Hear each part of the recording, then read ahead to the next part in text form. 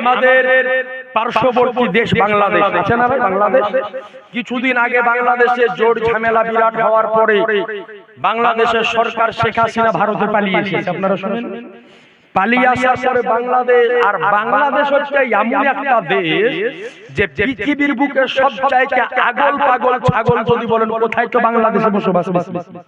জান আপনি বুঝলেন, সব চাইতে বাংলাদেশ এখন বর্তমানে পাগল ছাগলের বসবাস করছে। এমন এমন অবস্থা যে দেখলে আপনার মাথা খারাপ হয়ে যাবে। একটা লোককে দেখছি মোবাইলে, যার গোটা শরীরে লোহার তালা ঝুলায়, তো বলছি এর নাম কি? তো বলছি পীরের নাম হলো তালা বাবা, মানে তালা ঝুলায়।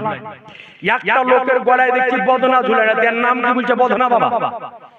আপনি সার্চ করবেন, ইউটিউবে দেখতে পাবেন।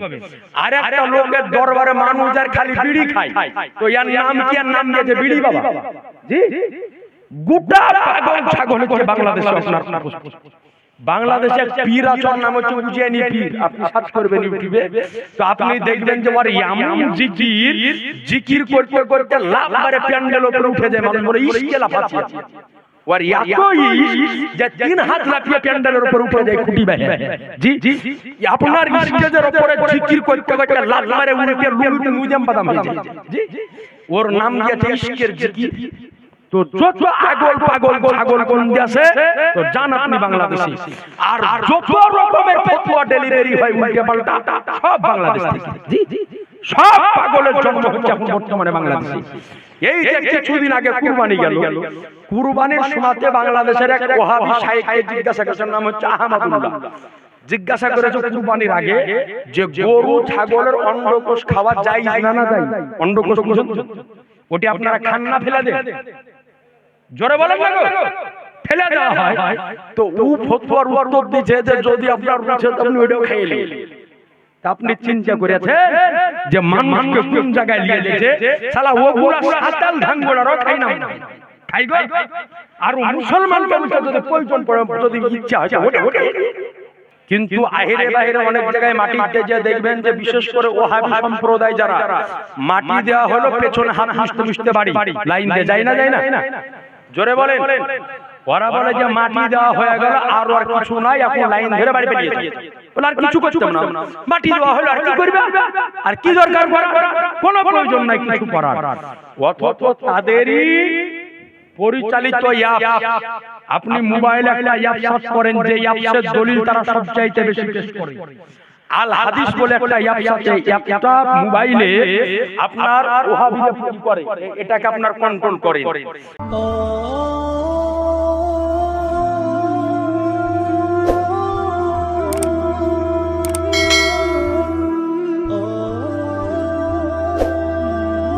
বাইরে যত দল আছে, এই চারো মাযহাবের বাইরে যতগুলি জামাত আছে, প্রত্যেকটা জামাত হলো গুমরাহ এবং বেদাতি জামাত।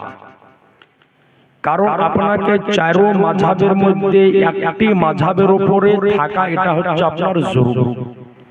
তো আজিজানে মুহতারাম ব্রাদারানে ইসলাম, তো আল্লাহ রাব্বুল আলামিন পবিত্র কোরআন শরীফের মধ্যে ইরশাদ করেন, ওয়াতাসিমু বিহাবলিল্লাহি জামিআ ওয়ালা তাফাররাকু। আল্লাহ বলেন যে তোমরা আল্লাহর যে রজ্জু, আল্লাহর যে রশি, এটাকে শক্ত করে আঁকড়ে ধরে থাকো। ওয়ালা তাফাররাকু, বন্টন হয়ো না, বিভক্ত হয়ো না, দলাদলি করিও না, অর্থাৎ তোমরা সকলে এক হয়ে থাকো। তাহলে এখন যদি এই আয়াত সম্পর্কে বলি, তো তাহলে বর্তমান সময় দলাদলি করা, মাঝাবি করা এবং বিভক্ত হওয়া, এটা যদি করি তাহলে এই আয়াতের বিরুদ্ধে যাবে। আজিজানে মুহতারাম, কোরআন শরীফের আয়াতকে যদি বুঝতে হয়, কোরআন শরীফের আয়াতকে যদি জানতে হয়, তো কোরআন শরীফের আয়াতকে বুঝার জন্য এবং জানার জন্য একজন ব্যক্তির ভিতরে এক নয়, দুই নয়, কম বেশ 10 রকমের জ্ঞান থাকতে হবে। কয় রকমের? জোরে বলেন। 10 রকমের জ্ঞান যদি কারো ভিতরে থাকে, তবে ওই ব্যক্তি সঠিকভাবে কোরআনকে বুঝতে সক্ষম হবে। 10 রকমের জ্ঞান কি কি থাকতে হবে? এক নাম্বার জানতে হবে তাকে যে কোরআন শরীফকে বুঝতে গেলে জানতে হবে যে শানে নুজুল, অর্থাৎ এই কোরআন শরীফের যে আয়াতটি নাজিল হলো কেন নাজিল হলো। সমস্ত কোরআন শরীফে যতগুলি আয়াত আছে কোন আয়াত কিন্তু বিনা কারণে অবতীর্ণ হয়নি। কোরআন শরীফের আয়াত অবতীর্ণ হওয়ার পিছনে কোনো না কোনো কারণ নিহিত আছে। দ্বিতীয় নাম্বার জানতে হবে মাকামে নুজুল, অর্থাৎ এই আয়াতটি কোন জায়গাতে নাজিল হয়েছে। যিনারা কোরআন শরীফ পড়তে জানেন বাপজি ভাইয়েরা এবং মা বোনেরা, কোরআন শরীফের সূরা শুরু করার পূর্বে দেখবেন যে কোন সূরার আগে লেখা থাকে মাক্কি, কোন সূরার আগে লেখা থাকে মাদানী, থাকে কি থাকে না? অর্থাৎ এই সূরাটি মক্কায় অবতীর্ণ হয়েছে, এটি মদিনাতে অবতীর্ণ হয়েছে। তাহলে জানতে হবে মাকামে নুজুল, অর্থাৎ এই সূরাটি এই আয়াতটি কোন জায়গাতে অবতীর্ণ হলো, কোন জায়গায় নাযিল হলো। এরপরে জানতে হবে মাসাইলুল কোরআন, অর্থাৎ এই আয়াত থেকে কয়টা মশলা বের হয়েছে। এরপরে জানতে হবে মুকাত্তিআত। মুকাত্তিআত কাকে বলা হয়? যারা কোরআন শরীফ পড়তে জানেন আপনারা একটু শুনুন ভালো করে। যখন কোন সূরা আমরা শুরু করি তো কিছু কিছু সূরার আগে যেমন লেখা থাকে আলিফ লাম র, থাকে না থাকে না? একটু কথা বলতে হবে। আছে কিছু সূরার আগে আছে তাহা, কোন সূরার আগে থাকে আলিফ লাম মিম। এই যে আগে যে কাটা কাটা হরফগুলি থাকে একে বলা হয় হরফে মুকাত্তিআত। এই হরফে মুকাত্তিআতের কি তরজমা, এর কি ব্যাখ্যা, এর কি বিশ্লেষণ আজ পর্যন্ত দুনিয়ার কোনো মুফাসসিরের পক্ষে করা সম্ভব হয়নি। আলিফ শব্দের মানে কি কেউ জানে না, লাম শব্দের মানে কি কেউ জানে না, মিম শব্দের মানে কি কেউ জানে না। তাহলে এই আলিফ মানে কি, লাম মানে কি, মিম মানে কি, এর তরজমা, এর ব্যাখ্যা, এর বিশ্লেষণ কে জানে? একটু আপনার সামনে বলি, এটা আমারও আপনার সকলের জানা বিষয় যে আমার বিশ্বনবী মহানবী সাল্লাল্লাহু তাআলা আলাইহি ওয়াসাল্লামকে আল্লাহ যত রকমের গুণে গুণান্বিত করেছেন, এর মধ্যে নবীকে আমার আল্লাহ একটা গুণ দিয়েছেন, সেটা হলো আল্লাহ পাক এই পৃথিবীর বুক থেকে আমার রাসূলুল্লাহকে এই দুনিয়ার বুক থেকে সপ্তম আকাশ পাড়ি দিয়ে সিদরাতুল মুনতাহা ভেদ করে আরশে আজিমে ডেকে আল্লাহ পাক মেরাজ করেছেন। একটু জোরে সুবহানাল্লাহ বলবেন না? আর একটু আওয়াজ দিয়ে বলা যাবে না? তাহলে এই গুণে গুণান্বিত করেছে আমার নবী মুস্তাফাকে। এই গুণ আল্লাহ পাক দুনিয়ার বুকে কোন নবীকে দান করেননি, কোন রাসূলকে দান করেননি। অন্যান্য প্রত্যেক নবীর মেরাজ শরীফ ঘটেছে, তবে পৃথিবীর বুকে ঘটেছে। আদম নবীর মেরাজ হয়েছে, দুনিয়ার বুকে হয়েছে। নূহ নবীর মেরাজ হয়েছে, দুনিয়ার বুকে হয়েছে। আজকে ইসমাঈল নবীর মেরাজ হয়েছে, দুনিয়ার বুকে হয়েছে। আইয়ুব আলাইহিস সালামের মেরাজ সংগঠিত হয়েছে, পৃথিবীর বুকে হয়েছে। ইসমাঈল পয়গম্বরের মেরাজ সংগঠিত হয়েছে, পৃথিবীর বুকে হয়েছে। মুসা কালিমুল্লাহর মেরাজ সংগঠিত হয়েছে, দুনিয়ার বুকে হয়েছে। কিন্তু রব্বে কাবার কসম করে বলি, যেই সমাজে আমার শাহানশাহে জিবাকার, মদিনাকে তাজদার, আহমদ মুখতার, নবীকে সরদার, দৌলত জাহানের মালিক ও মুখতার আমার রাসূলুল্লাহর মেরাজ শরীফ সংগঠিত হলো, তো নবী মুস্তাফার মেরাজ শরীফ পৃথিবীর বুকে হয়নি, বরং সপ্তম আকাশ পাড়ি দিয়ে আরশে আজিমে হয়েছে। একটু জোরে বলা যাবে না? এই গুণ আল্লাহ কোন নবীকে দান করেননি, একমাত্র আমার নবী মুস্তাফাকে করেছেন। তো কথায় কথা মনে পড়ে যায়। তো এই মেরাজ শরীফের মাস যখন আসে তো বর্তমান সময় কিছু আদাতা আলেম বের হয়েছে। আদাতা বুঝেন? এক হয় দাতা আর এক হয় আদাতা। তো কিছু আদাতা আলেম বের হয়েছে, এরা বলে যে নবীর মেরাজ শরীফ তো হয়েছে কিন্তু রুহানি হয়েছে, অর্থাৎ নবীর দেহ দুনিয়াতে ছিল, শুধু রুহু গিয়েছিল মেরাজ করতে। নবীর জিসিম দুনিয়াতে ছিল, শুধু নবীর জান গিয়েছে মেরাজ করতে। কিন্তু আহলে সুন্নাত ওয়াল জামাতের আকীদা এটা নয় যে নবীর রূহানি মেরাজ হয়েছে, বরং সুন্নি জামাতের আকীদা হলো এটা যে নবীর মেরাজ হয়েছে, জিসমানি মেরাজ হয়েছে, নবীর মেরাজ হয়েছে, শারীরিক মেরাজ হয়েছে, নবীর মেরাজ হয়েছে, শারীরিক মেরাজ হয়েছে। হানাফি মাযহাবের আকীদা হলো নবীর মেরাজ শারীরিক হয়েছে, শাফি মাযহাবের আকীদা হলো নবীর মেরাজ শারীরিক হয়েছে, হাম্বলি মাযহাবের আকীদা হলো নবী মুস্তাফার মেরাজ আজকে সশরীরে হয়েছে, মালিকি মাযহাবের আকীদা হলো নবী মুস্তাফার মেরাজ শরীফ সশরীরে হয়েছে। আহলে সুন্নাত ওয়াল জামাতের আকীদা হলো এটা যে নবী মুস্তাফার মেরাজ সশরীরে হয়েছে। একটু জোরে সুবহানাল্লাহ বলবেন না? আর একটু আওয়াজ দিয়ে বলবেন না? তো এ নবী মুস্তাফার মেরাজ শরীফ সংগঠিত হয়েছে, সশরীরে হয়েছে। অর্থাৎ নবী মুস্তাফা রূহু শুধু যায়নি, বরং নবীর শরীর এবং রূহু দুটো সমন্বয় ভাবে একই ভাবে একই সঙ্গে মেরাজ শরীফে গিয়েছেন। একটু জোরে বলেন সুবহানাল্লাহ। এরপরে নবী আমার যেই দিন মেরাজ শরীফে গেলেন, যাওয়ার পরে আল্লাহ রাব্বুল আলামিন রাসূলে কায়নাত সাল্লাল্লাহু আলাইহি ওয়াসাল্লামকে বললেন, রাসূলে পাক সাল্লাল্লাহু আলাইহি ওয়াসাল্লামকে বললেন, হাবিব আজকে এই মেরাজ শরীফের রাত্রিতে আমি আল্লাহ তোমাকে তিন প্রকারের জ্ঞান দিলাম। কয় প্রকারের? জোরে বলেন। বললেন যে তিন প্রকারের জ্ঞান দিলাম। বলে হাবিব এক প্রকারের জ্ঞান তুমি যাওয়ার পরে সকলের মাঝে বিলিবন্টন করে দিবি, আর এক প্রকারের জ্ঞান যেগুলা তোমার খাস ব্যক্তি সাহাবী রাসূল তাদেরকে তুমি জানাবে, আর এক প্রকারের জ্ঞান যেটা না সাধারণ মানুষ জানবে না, ওই জ্ঞানটা তোমার খাস ব্যক্তি জানবে, বরং হাবিব এই জ্ঞানটা তোমার আর আমার দুজনের মধ্যে নিহিত থাকবে। জোরে বলেন। তো এই জন্য পৃথিবীর বুকে যত রকমের ব্যাখ্যা গ্রন্থ আছে কোরআন শরীফের, কোন ব্যাখ্যা গ্রন্থে আলিফ লাম মিম, আলিফ লাম র তাহা এর কি ব্যাখ্যা, এর কি তাৎপর্য, এর কি বিশ্লেষণ কেউ বলতে পারেনি।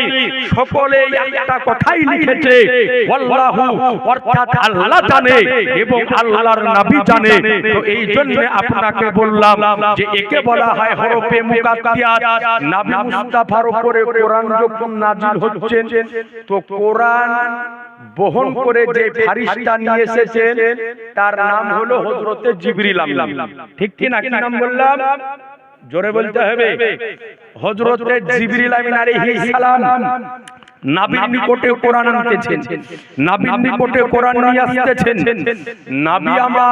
নবীকে আমার বলতেছেন জিবরিল আমিন আলিফ, নবী বললেন আলিমতু, আমি জেনে গেলাম। জিবরিল বললেন লাম, বললেন আলিমতু, নবী বললেন আমি জেনে গেলাম। জিবরিল বললেন মিম, নবী বললেন আলিমতু, আমি জেনে গেলাম। জিবরিল আমিন বললেন ইয়া রাসূলুল্লাহ আলিফ বহন করে আনলাম আমি, কিন্তু এর কি ব্যাখ্যা, এর কি তাৎপর্য আমি জিবরাইল বুঝতে পারলাম না। লাম বহন করে আনলাম আমি, এর কি ব্যাখ্যা, এর কি তাৎপর্য আমি বুঝতে পারলাম না। মিম বহন করে আনলাম আমি, এর কি ব্যাখ্যা, এর কি তাৎপর্য আমি বুঝতে পারলাম না। আপনাকে বলার পরে আপনি বললেন আলিমতু, আমি জেনে গেলাম। ইয়া রাসূলুল্লাহ এর কারণ কি, এর ব্যাখ্যা কি, এর বিশ্লেষণ কি? তো আমার আনিসে বেকাশা সাজকে যে কাউনো মাকা বেচারু কে চারা বেশাহারু কে সাহারা ইয়াতিমো কে ওলি হাম গরিবো কে হামি আমার রহমাতুল লিল আলামিন পয়গম্বর বলে, শোনো জিবরিল, আলিফ মানে কি এটা জানা তোমার কাজ নয়, লাম মানে কি এটা জানা তোমার কাজ নয়, মিম মানে কি এটা জানা তোমার কাজ নয়, বরং যার নিকট থেকে আসছে সে জানবে, আর যার নিকটে আসবে সে জানবে। একটু জোরে বলা যাবে না? অর্থাৎ কোরআন আসছে আল্লাহর নিকট থেকে, আসছে কার নিকটে? জোরে বলেন না, নবী মুস্তাফার নিকটে। তো একে বলা হয় হুরুফে মুকাত্তিয়াত। এরপরে জানতে হবে আয়াতে মুতাশাবিহাত। আয়াতে মুতাশাবিহাত কাকে বলা হয়? কোরআন শরীফে বেশ কিছু আয়াত আছে যেটাকে বলা হয় আয়াতে মুতাশাবিহাত। এই আয়াতে মুতাশাবিহাত কাকে বলা হয়, এর ব্যাখ্যা কি, এটা যদি জানতে হয় তো একটা আরবি ভাষার তাফসীর আছে যার নাম হচ্ছে তাফসীরাতে আহমদিয়া, যেটা মুফতি ক্লাসে পড়ানো হয়, আমি পড়েছি। এই তাফসীরাতে আহমদিয়া পড়তে হবে, তবেই জানা যাবে যে আয়াতে মুতাশাবিহাত কাকে বলা হয়।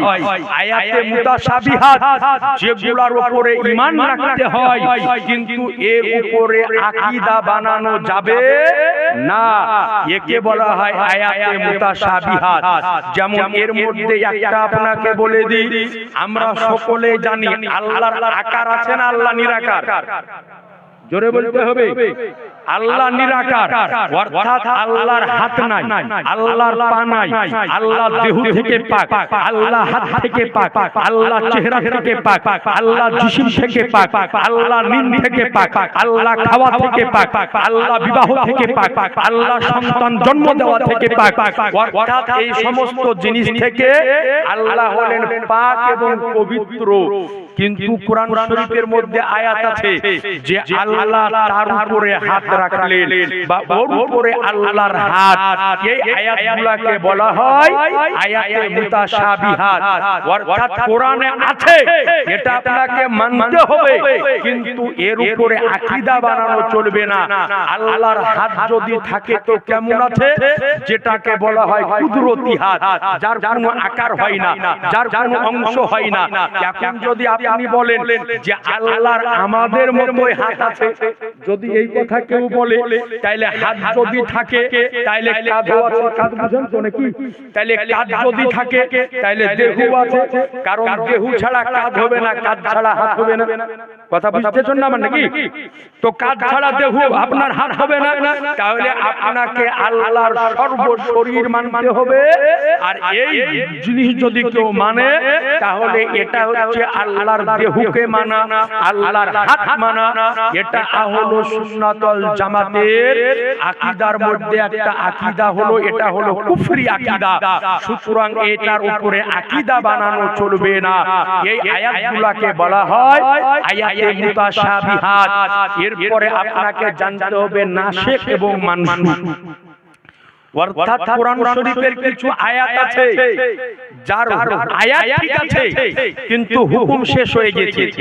যেমন কোরআন শরীফের 30 পারাতে আমরা একটা সূরা পড়ি, সূরাটির নাম হলো সূরা কাফিরুন। অনেকের মুখস্থ আছে না? কুলিয়া আইয়ুহাল কাফিরুন। এই কুলিয়া আইয়ুহাল কাফিরুনের শেষে একটা আয়াত আছে, লাকুম দীনুকুম ওয়ালিয়াদিন। মুখস্থ আছে না অনেকের? লাকুম দীনুকুম ওয়ালিয়াদিন, অর্থাৎ তোমার ধর্ম তোমার কাছে ভালো, আমার ধর্ম আমার কাছে ভালো। এই আয়াত ঠিক আছে, কিন্তু এর যে হুকুম, এর হুকুম হলো রহিত, অর্থাৎ মানসুখ হয়ে গেছে। কেন? এই আয়াতটা নাযিল হয়েছিল মক্কা শরীফে। নবী যখন মক্কায় ছিল, নবী মক্কায় থাকা অবস্থায় কোনো যুদ্ধ করেনি, কোনো জাং করেনি, বরং ওই সময়তে আল্লাহ বলেছেন, হাবিব তুমি এখন মক্কা শরীফে আছো, মানুষকে বুঝাও লাকুম দীনুকুম ওয়ালিয়া দিন, তোমার ধর্ম তোমার কাছে ভালো, আমার ধর্ম আমার কাছে ভালো। কিন্তু যখনই নবী আমার মদিনাতে আসলেন, আসার পরে পরে জিহাদের আয়াত, যুদ্ধের আয়াত যখন নাযিল হলো, তখন আল্লাহ বললেন, হাবিব আর লাকুম দীনুকুম ওয়ালিয়া দিন নয়, অর্থাৎ এখন থেকে তোমার ধর্ম তোমার কাছে ভালো, আমার ধর্ম আমার ভালো, এটা নয়, বরং এখন থেকে হুকুম হলো এটাই, যেটা হক ধর্ম ওটা সবার কাছে ভালো। একটু জোরে সুবহানাল্লাহ হবে না? তো এই জন্য এই আয়াতকে বলা হয়, আয়াতের হুকুমকে বলা হয় মানসুখ হুকুম, অর্থাৎ আর হুকুম আপনার শেষ হয়ে গিয়েছে, এখন আর এই হুকুম চলবে না। কোন বেদিন ও বেঈমান, কোন যদি বাদদিন নবী সম্পর্কে খারাপ কথা বলে, নবীকে যদি গালি দেয়, নবী সম্পর্কে কুরুচি মন্তব্য করে, মুসলিমদের মসজিদ ভাঙতে আসে, মাদ্রাসা ভাঙতে আসে, তো ওর মাথায় হাত বুলানো যাবে নাকি? একটু জোরে বলেন না, যাবে না। আর ওই আয়াতের হুকুম এখন আর চলবে না। তো কোরআনের একটা আয়াতকে বুঝতে গেলে এই রকম 10 প্রকারের জ্ঞান তার মধ্যে থাকতে হবে। তো এই যে আয়াত, এই আয়াত ওয়াতাসিমু বিহাবলিল্লাহি জামিয়া, তোমরা আল্লাহর রশিকে শক্ত করে ধরো, ওয়ালা তাফাররাকু, অর্থাৎ বিলিবন্টন হয়ো না।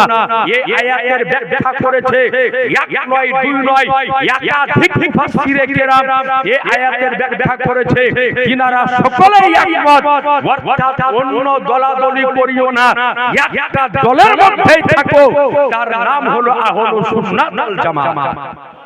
একটু জোরে বলা যাবে না? তাহলে আজ যত রকমের দল আছে, আহলুস সুন্নাত ওয়াল জামাত ছাড়া এরা হলো প্রত্যেকই পথভ্রষ্ট এবং বেদাতি দল। এবার আপনাকে নিয়ে যাই, ও আমার রাসূলে কায়নাত সাল্লাল্লাহু আলাইহি ওয়াসাল্লাম আজ থেকে ১৫০০ বছর পূর্বে নবী আমার এই উম্মত সম্পর্কে একটা ভবিষ্যৎবাণী করে দিয়ে গিয়েছেন। নবী আমার বলেন, হাদিসটি মিশকাতুল মাসাবি প্রথম খণ্ড 30 পেজের মধ্যে বর্ণিত হয়েছে, এবং এই হাদিসটি সুনান ও তিরমিজির মধ্যে এসেছে, এবং এছাড়াও এই হাদিসটি একাধিক হাদিসের কিতাবে সহিহ সনদে বর্ণিত হয়েছে। সাহাবী রাসূল বর্ণনা করেন যে নবী আমার বলেছেন, ইন্না বানি ইসরাঈলা তাফাররাকাত আলা সিনাতাইনি ওয়া সাবিনা মিল্লাতান ওয়া তাফতারিকু সালাসা ওয়া সাবিনা ওয়া তাফতারিকু উম্মতি সালাসা ওয়া সাবিনা কুল্লুহুম ফিন-নার ইল্লা মিল্লাতান ওয়াহিদা। ক্বালু মান ইয়া রাসূলুল্লাহ, বল মা আনা আলাইহি ওয়া সাহাবী। যে নবী আমার বলেন যে শোনো, নিশ্চয় বানি ইসরাইল গোত্রের মধ্যে 72 দলে বিভক্ত হয়েছিল, আমার উম্মতের মধ্যে 73 দলের মধ্যে 73 দলে বিভক্ত হবে। কুল্লুহুম ফিন-নার, সবাই যাবে জাহান্নামে, ইল্লা মিল্লাতান ওয়াহিদা, একটা দল যাবে জান্নাতে। সাহাবায়ে কেরাম জিজ্ঞাসা করলেন, মান ইয়া রাসূলুল্লাহ, যে দলটি জান্নাতে যাবে তার পেহচান কি হবে, তার চিহ্ন কি হবে, তার কি রকম ভাবে তাকে চিনবো? তো নবী আমার বলেন, মা আনা আলাইহি ওয়া সাহাবী, অর্থাৎ যেই দলটি আজকে আমার এবং আমার সাহাবীর পথ এবং মতের উপরে থাকলো, ওই দলটি যাবে জান্নাতে। একটু জোরে হবে না?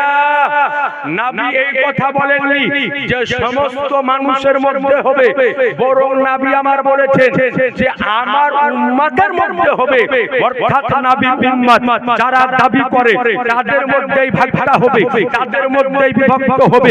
তাহলে হাদিস থেকে বোঝা গেল আজকে যে 73টি দলে বিভক্ত হবে, 73টি দল আজকে নবীর দ্বারা উম্মত দাবি করবে, 73টি দল নামাজ পড়বে, 73টি দল রোজা রাখবে, 73টি দল হজ করবে, 73টি দল যাকাত দিবে, 73টি দল মসজিদ বানাবে, 73টি দল মাদ্রাসা বানাবে, 73টি দল পাঞ্জাবি পড়বে, 73টি দল টুপি পড়বে, 73টি দল জালসা করবে, 73টি দল কনফারেন্স করবে, 73টি দল কোরআন পড়বে, 73টি দল হাদিস পড়বে, 73টি দল বুখারী পড়বে, 73টি দল মুসলিম পড়বে, 73টি দল তিরমিজি পড়বে, 73টি দল আবু দাউদ পড়বে।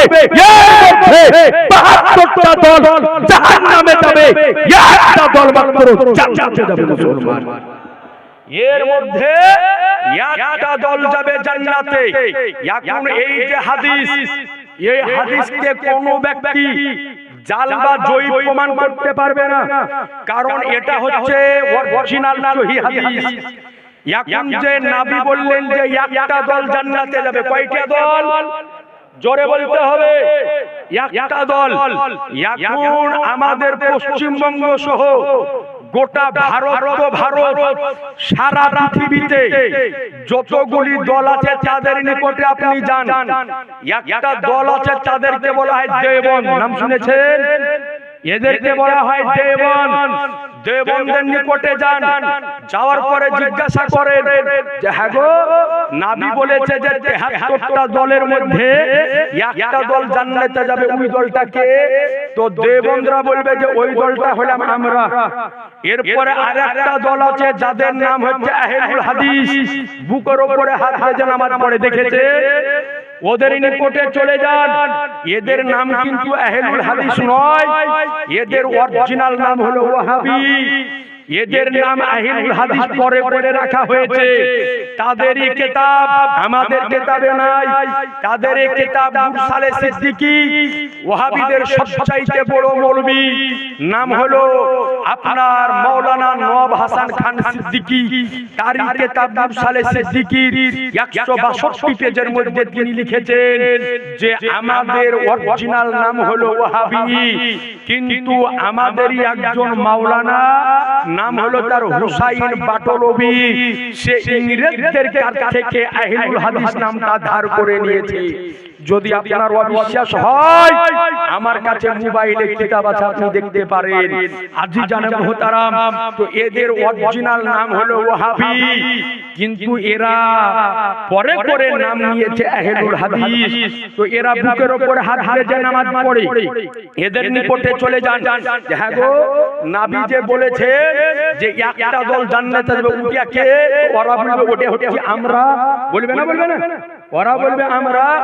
এরপরে আরেকটা দল আছে যাদেরকে বলে তাবলীগ জামাত। যে তাবলীগ জামাতের আপনার যে প্রতিষ্ঠাতা তার নাম হচ্ছে মাওলানা ইলিয়াস কান্ধলভি। ওই ইলিয়াস কান্ধলভির যে দল, ওর নাম হচ্ছে তাবলীগ জামাত। ওই তাবলীগ জামাতের কাছে যান, মসজিদে মসজিদে তাবলীগ করে বেড়ায়। আপনার নিকটে আরজ করি যে তাবলীগ করা খারাপ নয়, তাবলীগ করা হচ্ছে ভালো কাজ, তাবলীগ করা হচ্ছে ফরজ, কিন্তু ওই তাবলীগ নয়। তাবলীগ শব্দের অর্থ হচ্ছে প্রচার ও প্রসার করা, অর্থাৎ আপনাকে দ্বীন এবং ইসলামের প্রচার করতে হবে। আপনাদের এই বর্ধনপাড়া গ্রাম মুসলিম গ্রাম, মসজিদে যে লোক গেলা বর্ধনপাড়া মসজিদে ওয়াক্তিয়াতে বলেন আর জুমাতে বলেন, জুমা মসজিদ আপনাদের কোন দিকে? এই সাইডে আছে। আচ্ছা ভালো করে বলেন তো, এই আপনাদের বর্ধনপাড়া জুমা মসজিদে যে লোক গেলা নামাজ পড়তে যায়, লোক গেলা হিন্দু না মুসলিম? জোরে বলেন। মুসলিম। তো ওখানে ওই মসজিদে যে ইসলামের দাওয়াত দেওয়া হবে, ইসলামের দাওয়াত মসজিদে আমি কাকে দিব? যারা নামাজ পড়ে সবাই তো মুসলিম। আমার ইসলামের দাওয়াত দিতে গেলে মন্দিরে যেতে হবে। কথা বুঝতে পারছেন? ইসলামের দাওয়াত যদি দিতে হয় আমাকে গুরুদুয়ারাতে যেতে হবে। ইসলামের দাওয়াত যদি দিতে হয় তা আমাকে আজকে আপনার গির্জাতে যেতে হবে। ইসলামের দাওয়াত যদি দিতে হয় তা আমাদের মুখ্যমন্ত্রী মিসেস মমতা ব্যানার্জির কাছে যেতে হবে। ইসলামের দাওয়াত যদি দিতে হয় তা আমাদের প্রধানমন্ত্রী মিস্টার নরেন্দ্র মোদীর কাছে যেতে হবে। আমাদের যদি আজকে ইসলামের দাওয়াত যদি দিতে হয় তো আমাদের হোম মিনিস্টার মিস্টার অমিত শাহের কাছে যেতে হবে। নাকি বলছে? এরা এখনো ঈমান আনেনি, কিন্তু এরা হাড়ি কলসি নিয়ে মসজিদে যায় মুসলমানকে ঘুরিয়ে মুসলমান করতে। কথা বুঝেননি? মুসলমানকে কিসের মুসলমান করবে? বর্ধনপাড়া জুমা মসজিদে নামাজ পড়ে না বলা ব্যক্তি কি হিন্দু যে ওখানে ইসলামের দাওয়াত দিতে যায়? ইসলামের দাওয়াত যদি দিতে হয়, ইসলামের বাণী যদি পৌঁছাতে হয়, তো বর্ধনপাড়ার আশপাশে যদি কোনো জায়গায় হিন্দু ভাইদের মন্দির থাকে তো ওই জায়গাতে তাবলীগ করতে যেতে হবে। ওটা করো, কিন্তু ওটা করে না। ও হাড়ি মাথায় নিয়ে ঢুকে মসজিদে তাবলীগ করতে, ওটার নাম তাবলীগ নয়, ওটাকে বলা হয় তালিম। অর্থাৎ ওটা হচ্ছে শিক্ষা দেওয়া। অর্থাৎ অনেকে আছে নামাজ পড়ে কিন্তু নামাজের নিয়ম কানুন জানে না, উনাকে আমি নামাজের শিক্ষা দিলাম, মানে উনাকে তালিম দিলাম। তাবলীগ নয়, তো গাধার নামটাও রাখতে জানে না। তাবলীগ না বলে তালিম বলবে, আমরা তালিম করি না, তো বলতেছে আমরা করি তাবলীগ জামাত। 40 দিনের চিল্লাতে বেরিয়ে যায়, মসজিদে যাওয়ার পরে হাড়ি নিয়ে যাওয়ার পরে ওর ভিতরে ইসরাফ জ্বালায়, পেঁয়াজ কাটে, রসুন কাটে, মসজিদে পিকনিক মানায় যাওয়ার পরে। এর নাম হলো তবলিগ জামাত। আপনি যান তবলিগ জামাতের কাছে, এই রকম তবলিগ নবীর যুগে ছিল না। এই তবলিগ জামাতের প্রতিষ্ঠাতার নাম হলো মাওলানা আপনার ইলিয়াস কান্ধলভি। এই জামাতটাকে তৈরি করেছে ইলিয়াস কান্ধলভি। তো আজকে যারা মুহতারাম বিরাদারান ইসলাম, এই তবলিগ জামাতের কাছে যান, যাওয়ার পরে বলেন যে যে দলটা নবী জান্নাতি বলেছে উঠিয়া কে ও মাথার হাড়ি নিয়ে দিবে, ওটাই আমরা। বলবে না বলবে না বলবে আমরা। এরপরে আরেকটা দল আছে জামাতে ইসলামী, যেটা আমাদের ভারতে কম আছে, বাংলাদেশে জামাতে ইসলামী, যারা আবু আলা মওদুদির মান্যকারী, পাকিস্তানে বাড়ি আবু আলা মওদুদি। এই আবু আলা মওদুদির যারা মান্য করে তাদেরকে বলা হয় জামাতে ইসলামী। চলে যান জামাতে ইসলামীর কাছে, ওদেরকে যদি বলা হয় যে সুন্নি যে নবী যে দলটাকে জান্নাতি আছে উঠিয়া কে, তো ওরা বলবে ওঠিয়া আমরা। আমাদের কাছে যদি আসে তো আমরা বলবো ওঠে আমরা। সকলে দাবি করি না। কিন্তু দেখেন কোরআনের আয়াতের ব্যাখ্যা যদি নিতে হয় তো মুফাসসিরের যে ব্যাখ্যা দিয়ে ছোটে মেনে, হাদিসের ব্যাখ্যা যদি নিতে হয় তো মুহাদ্দিসে কেরাম হাদিসের যে ব্যাখ্যা করে ছোটে মেনে নিতে হবে। মুহাদ্দিস যিনারা হাদিসের পণ্ডিত, যিনারা হাদিসের ব্যাখ্যা করেছে, উনারা তো আমার মতো লোক নাকি? উনারা বিরাট বড় বড় জ্ঞানী ব্যক্তি। এইবার আসুন, নবী যে বলেছেন যে একটা দল জান্নাতে যাবে, মুফতি আবুল কালাম আজাদ আলহামদুলিল্লাহ কোন জায়গাতে ভয় করে কথা বলে না। যেটা কথা বলি চ্যালেঞ্জ সহকারে বলি, আপনি এই হাদিসের ব্যাখ্যা গ্রন্থ আজকে আপনি খুলুন যে কোন দলটা জান্নাতে যাবে আর কোন 72 ফেরকা জাহান্নামে যাবে, এটা আমার ব্যাখ্যা নিতে হবে না, কোন মৌলবীর ব্যাখ্যা নিতে হবে না, বরং জামানার জিনাকে আজকে হাফিজুল হাদিস বলা হয়। জিনার হাদিস যত মাযহাব আছে সকলেই গ্রহণ করে। উনার নাম হলো মুল্লা আলী কারি হানাফি রাহমাতুল্লাহ আলাইহি। তিনার লেখা কিতাব মিশকাতের শারাহ মিরকাতুল মাফাতি, পিওর আরবি ভাষায় লেখা। এর প্রথম খণ্ডের 381 পেজের মধ্যে তিনি এই হাদিসের ব্যাখ্যা করতে গিয়ে তিনি লিখেছে আল ফিরকাতু নাদিয়াতু হুম হলো সুন্নাতুল জামাতে, অর্থাৎ নাজাত প্রাপ্ত, মুক্তি প্রাপ্ত জান্নাতি যে দল তার নাম হচ্ছে সুন্নি জামাত মুসলমান। একটু জোরে বলবেন না, আর একটু আওয়াজ দিয়ে। তাহলে এই হাদিসের ব্যাখ্যা থেকে বোঝা গেল যে যেই দলটা জান্নাতে যাবে তার নাম হলো আহলুস সুন্নাত ওয়াল। জোরে বলে, বলতে ভয় লাগছে? ভয় কেন করছেন? যদি কেউ মুনাজারা করতে আসে আমি করব, আপনারা ভয় করিয়েন না। হ্যাঁ, জোরে বলেন, যে দলটা জান্নাতে যাবে তার নাম আহলুস সুন্নাত ওয়াল জামাত। এটা আমার ব্যাখ্যা নয়, এটা হলো হাফিজুল হাদিস মোল্লা আলী কারি রাহমাতুল্লাহ আলাইহি। অথচ এই কিতাবটা আমার নিকটে অরিজিনাল আছে। এই কিতাবটা ছেপেছে দেওবন্দ থেকে, দেওবন্দের প্রিন্ট যেটা, ওটার আপনি প্রথম খণ্ডে 381 পৃষ্ঠা খুলে তার নিচে দিকে লেখা আছে যে যে দলটা জান্নাতে যাবে তার নাম হবে আহলুস সুন্নাত ওয়াল জামাত। এরপরে আসুন, এরা আমাদের কিতাবের উপরে আঙ্গুল উঠায়, আমাদের কিতাবের উপরে এরা আঙ্গুল উঠায়, কিন্তু নিজেদের বাপের লেখা যে কিতাব ওগুলা পড়ে না। আমাদের কিতাব পড়ে দেখো, আগে নিজেদের আব্বারা যে কিতাবগুলো লিখেছে ওগুলা কমপক্ষে পড়ো। এই হাদিসের ব্যাখ্যা করেছে ওহাবি যে দলটা আছে, লামুহাবি গায়র মুকাল্লিদ, ওদের সবচাইতে বড় ইমাম, ওর নাম হচ্ছে ইবনে তাইমিয়া।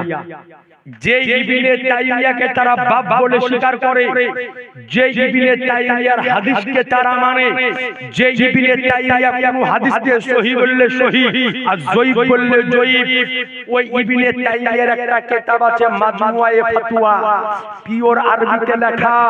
সেই কিতাবে তৃতীয় খণ্ডের মধ্যে ইবনে তাইমিয়া এই হাদিসের ব্যাখ্যা করেছে। সেও বলেছে আল ফিরকাতু নাদিয়াতু হুম আহলু সুন্নাতুল জামাতে, অর্থাৎ যে দলটি নাজাত প্রাপ্ত মুক্তি প্রাপ্ত তার নাম হলো আহলে সুন্নাত ওয়াল জামাত। আমার কিতাব লয়, তাদেরই কিতাব। আমার মোবাইলে আছে সব কিতাবগুলো, যদি আপনি দেখব মনে করেন এনি টাইম তৈরি আছি দেখানোর জন্য। তো এই আপনি জানেন মুহতারাম, তাহলে বোঝা গেল যে একটাই দল যাবে জান্নাতে, একটাই দল হবে নাজাত প্রাপ্ত মুক্তি প্রাপ্ত, তার নাম হলো আহলে সুন্নাত ওয়াল জামাত। একবার জোরে সুবহানাল্লাহ বলেন, আরেকটু আওয়াজ দিয়ে বলেন। আচ্ছা একবার দুই হাত উঠিয়ে বলেন তো ইয়া রাসূলুল্লাহ, ইয়া রাসূলুল্লাহ, সুবহানাল্লাহ। আরেকবার জোরে বলে দেন সুবহানাল্লাহ। তো আপনাদের নিকটে আরো করি, তো আহলে সুন্নাত ওয়াল জামাত হলো একমাত্র দল, মুক্তি প্রাপ্ত দল। আজ আপনার নিকটে আরো করি, আমার পূর্বে হযরত যিনি আমাকে উঠালেন সভাপতি সাহেব মনে হয়, উনি বলতেছিলেন যে বর্তমান সময় কিছু আলেমের বক্তব্য শুনলে মানুষের কিভাবে ঈমান ধ্বংস হয় দেখেন। আপনাকে তার একটা জিন্দা প্রমাণ দিচ্ছি। তারা আসার পরে কথা বিনা দলিলে বলে চলে যায়, কিন্তু মানুষ তাদেরকে জীবনও জিজ্ঞাসা করে না যে এটা কোন কিতাবে আছে। আপনি যে বললেন কোন কিতাবে আছে, কারণ একটা কথা আপনাকে বলে রাখি, কোন জিনিসকে হারাম এমনি বলা যাবে না। হারাম বলতে গেলে দলিল লাগে, হারাম বলতে গেলে কি লাগে? দলিল লাগে। কিন্তু হালাল বলতে গেলে দলিল লাগে না। কেন লাগে না আপনাকে বলে দিই। হারামের লিমিট আছে, কিন্তু হালালের লিমিট নাই। কথা বুঝা যায়? হারামের লিমিট আছে, হালালের লিমিট নাই। যেমন আপনাকে বলি, আপনাদের এই গ্রামের নাম বর্ধনপাড়া নাকি? গ্রামের নাম বর্ধনপাড়া, থানা পাইকোট, জেলা বীরভূম।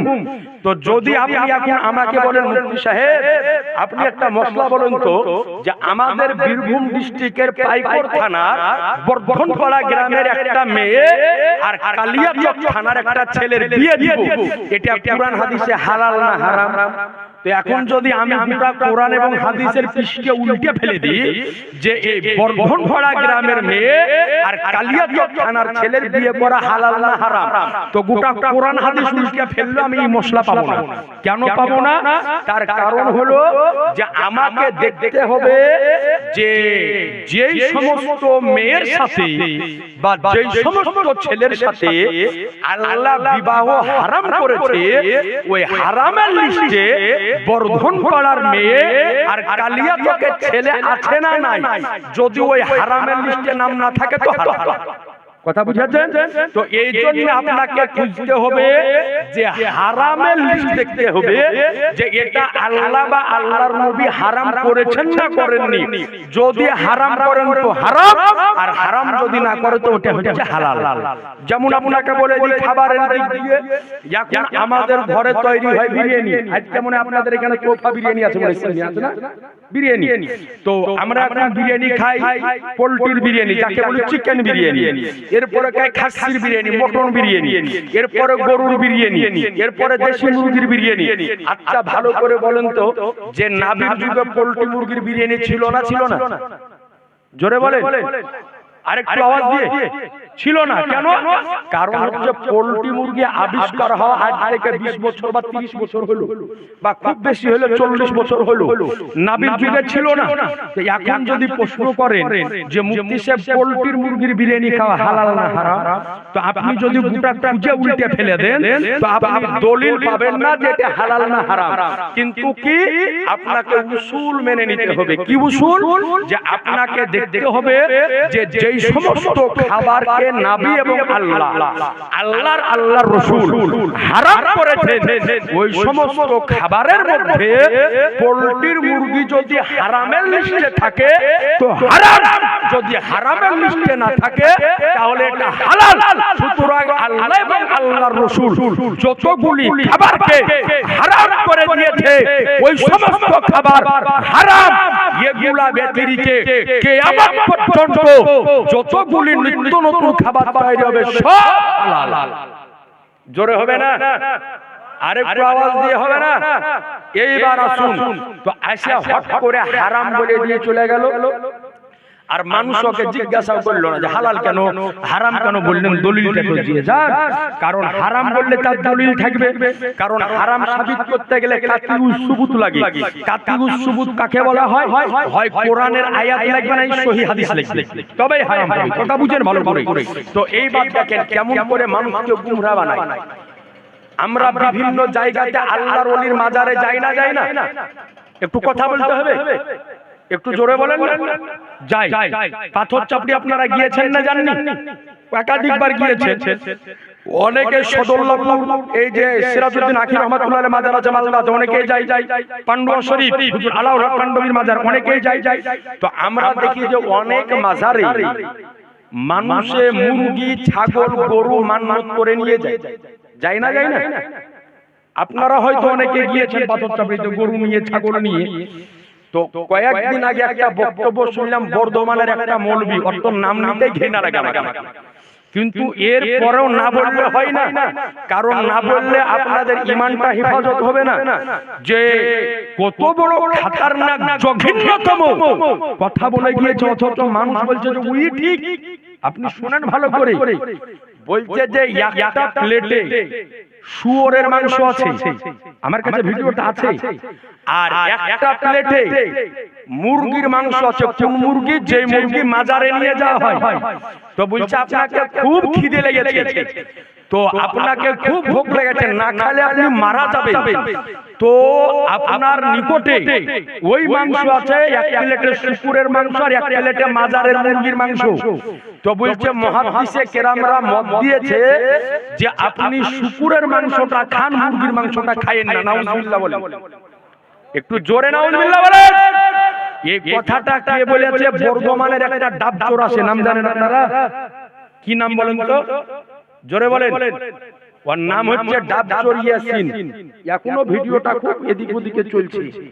তো আপনি চিন্তা করেন যে এত বড় কথা বলল যে আপনার জন্য শুকুরের মাংস খাওয়া হালাল, কিন্তু ওই মাজারে পড়া মুরগির মাংস খাওয়া হারাম। দলিল কি দিয়েছে?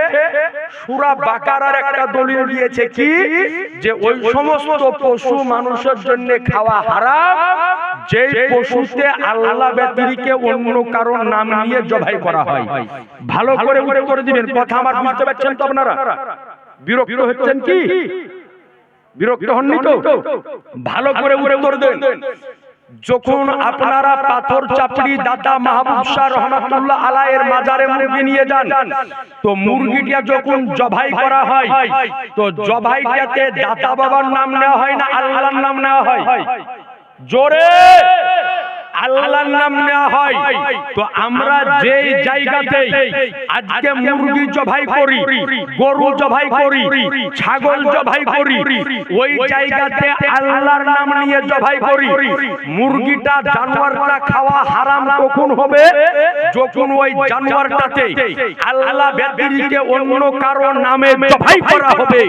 কিন্তু আজ আবেগে পড়ে মানুষকে আনন্দ দেওয়ার জন্য, নিজের পক্ষে মানুষকে করার জন্য এত বড় দাহা মিথ্যা কথা বলে দিয়ে চলে গেল যে মাজারের পোল্ট্রির মাংস খাওয়া হারাম, আর দলিল দিল ওটা যে আল্লাহ ব্যতিরিকে যদি জবাই হয় তো ওই মাংস খাওয়া হারাম।